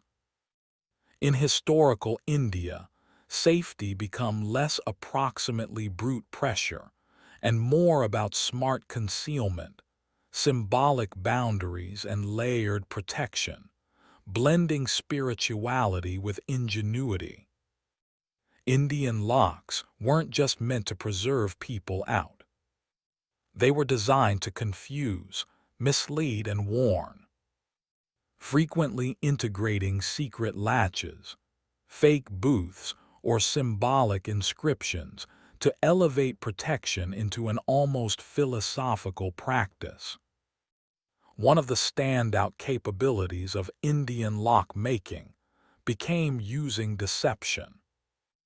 Puzzle locks and trick mechanisms became common in temples and treasure chests, not to save you brute pressure access absolutely, but to make it complex enough to deter it. Some locks required more than one actions. Press one hidden button, twist a 2D lever, and only then would the important thing turn. Others had decoy keyholes that served no cause except to trick the uninvited. Temple safety specifically saw difficult packages. Temples housed offerings of gold, sacred texts, and revered relics. As opposed to certainly hiding these behind locked doors, monks often layered protection. Not simply bodily, however ritually. The garage area might be sealed with wax, knotted rope, and a stamped clay logo, each bearing non-secular weight. Breaking that seal wasn't simply against the law. It changed into taken into consideration, a sacrilege. Locks themselves had been frequently engraved with religious imagery. Elephants, lotus flowers, deities, and protective mantras. These have been not most effective intended to intimidate the superstitious, however, additionally, to imbue the item with symbolic armor. To the touch, this sort of lock without permission changed into, in lots of instances, an affront to the gods themselves. In Indian royal courts and merchant caravans, small transportable locks have been used to comfy scrolls, exchange boxes, and private doors. Those had been often crafted from iron or brass, constructed to be both light and sturdy. Key design was exceptionally individualized, on occasion so particular that an unmarried artisan became chargeable for both the lock and its matching key, ensuring absolute safety through obscurity. And prefer somewhere else in Asia, locks from time to time carried ceremonial roles. In marriage rituals or inheritance rites, the unlocking of a sealed chest represented now not simply get entry to fabric wealth, but the switch of belief, legacy, and duty. For historic India, the nice lock did not merely block. It perplexed, it blanketed, and it whispered. Simplest, the rightful can also skip. As civilizations grew and exchange routes stretched from Rome to China, the need for portable protection have become pressing. Whether protecting goods in a merchant's caravan or safeguarding a popular's war chest, historical locks needed to do greater than defend temples or doors. They needed to tour. In the ancient world, exchange became booming. Silk moved westward from China. Spices flowed from India. Glassware, textiles, coins, and scrolls crisscrossed continents. However, with prosperity got here threat. Bandits lurked on roads. Cheating porters pilfered items, and long-distance journeys supposed that valuables modified arms, frequently without their owner gift. The solution: locks that were compact, long-lasting, and hard to tamper with. Roman traders regularly used small iron padlocks to relax chests, saddle bags, and warehouse doorways. Those locks had spring-loaded mechanisms and ring keys, robust sufficient to resist casual robbery, however mild enough for journey. They had been determined from Britain to Syria, buried in ruins or rusted close in shipwrecks. Their tremendous presence speaks to a regularly occurring subject. Defensive sell wealth. Chinese language traders and officials used portable sliding locks often made of bronze connected to chests or carts. A few had been cleverly disguised, acting decorative or embedded within the box itself, and frequently featured engraved symbols or inscriptions marking possession. If a person broke the lock, it become not best apparent. It may be prosecuted as each a criminal offense and a dishonor. Nomadic peoples throughout important Asia additionally advanced leather and metal clasp structures in which metallic jewelry and latches might be tied or locked over tent flaps, haversacks, and weapon instances. While these systems have been less complicated, they emphasized pace and visibility. A visitor might at once recognize if their goods were touched. And on the battlefield, locks have been often used on weapon caches, treasury wagons, and command tents. In war, controlling get entry to was essential, now not simply to resources but to facts.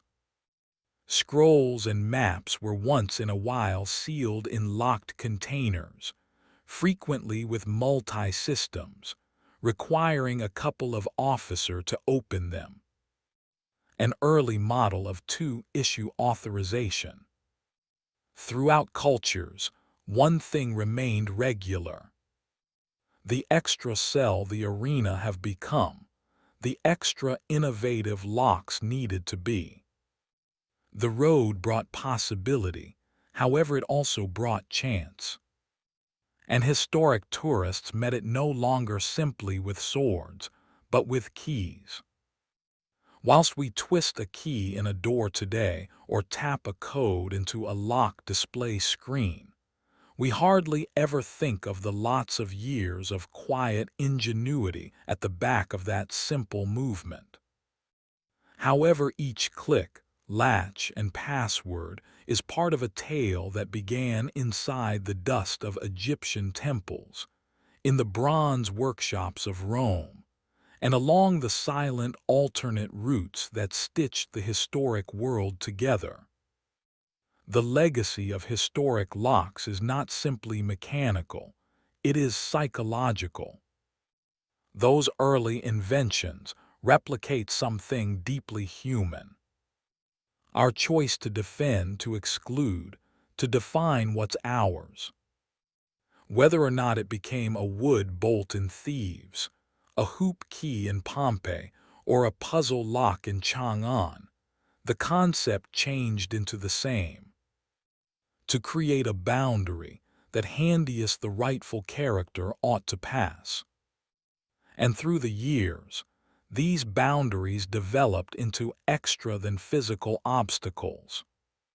They have become symbols. A lock on a temple door failed to just at ease gold. It preserved the sacred. A seal on a scroll failed to simply disguise information. It marked electricity. Even today, we use locks to mark agree with. A locked diary, a wedding chest, or at ease vault. The mechanism may be greater advanced, however that means is the equal. In many ways, the most fantastic element approximately historical protection is how little has modified. Current pin tumbler locks, nonetheless, reflect Egyptian designs. Modern privateness seals, passcodes, or even blockchain security echo historical thoughts. Non-public get entry to, tamper-proofing, and symbolic manipulate. However, there's a philosophical twist, too. Ancient locks had been in no way foolproof. They can be picked, damaged, or bypassed, just like nowadays. However, their power lay no longer simply in denying entry, however in maintaining limitations. They advised the arena, "This is mine. You do now not have permission." And that mental line, extra than any mechanical element, is the essence of protection. From tombs to change routes, from temples to homes, locks have usually been approximately more than theft prevention. They may be about control, identification, secrecy, and now and again survival. So the subsequent time you slide a deadbolt or pay attention, a secure click shut, recall you're no longer simply using a device. You're persevering with a story written through kings, merchants, warriors, and clergymen, each of them trusting a small piece of technology to maintain again the arena.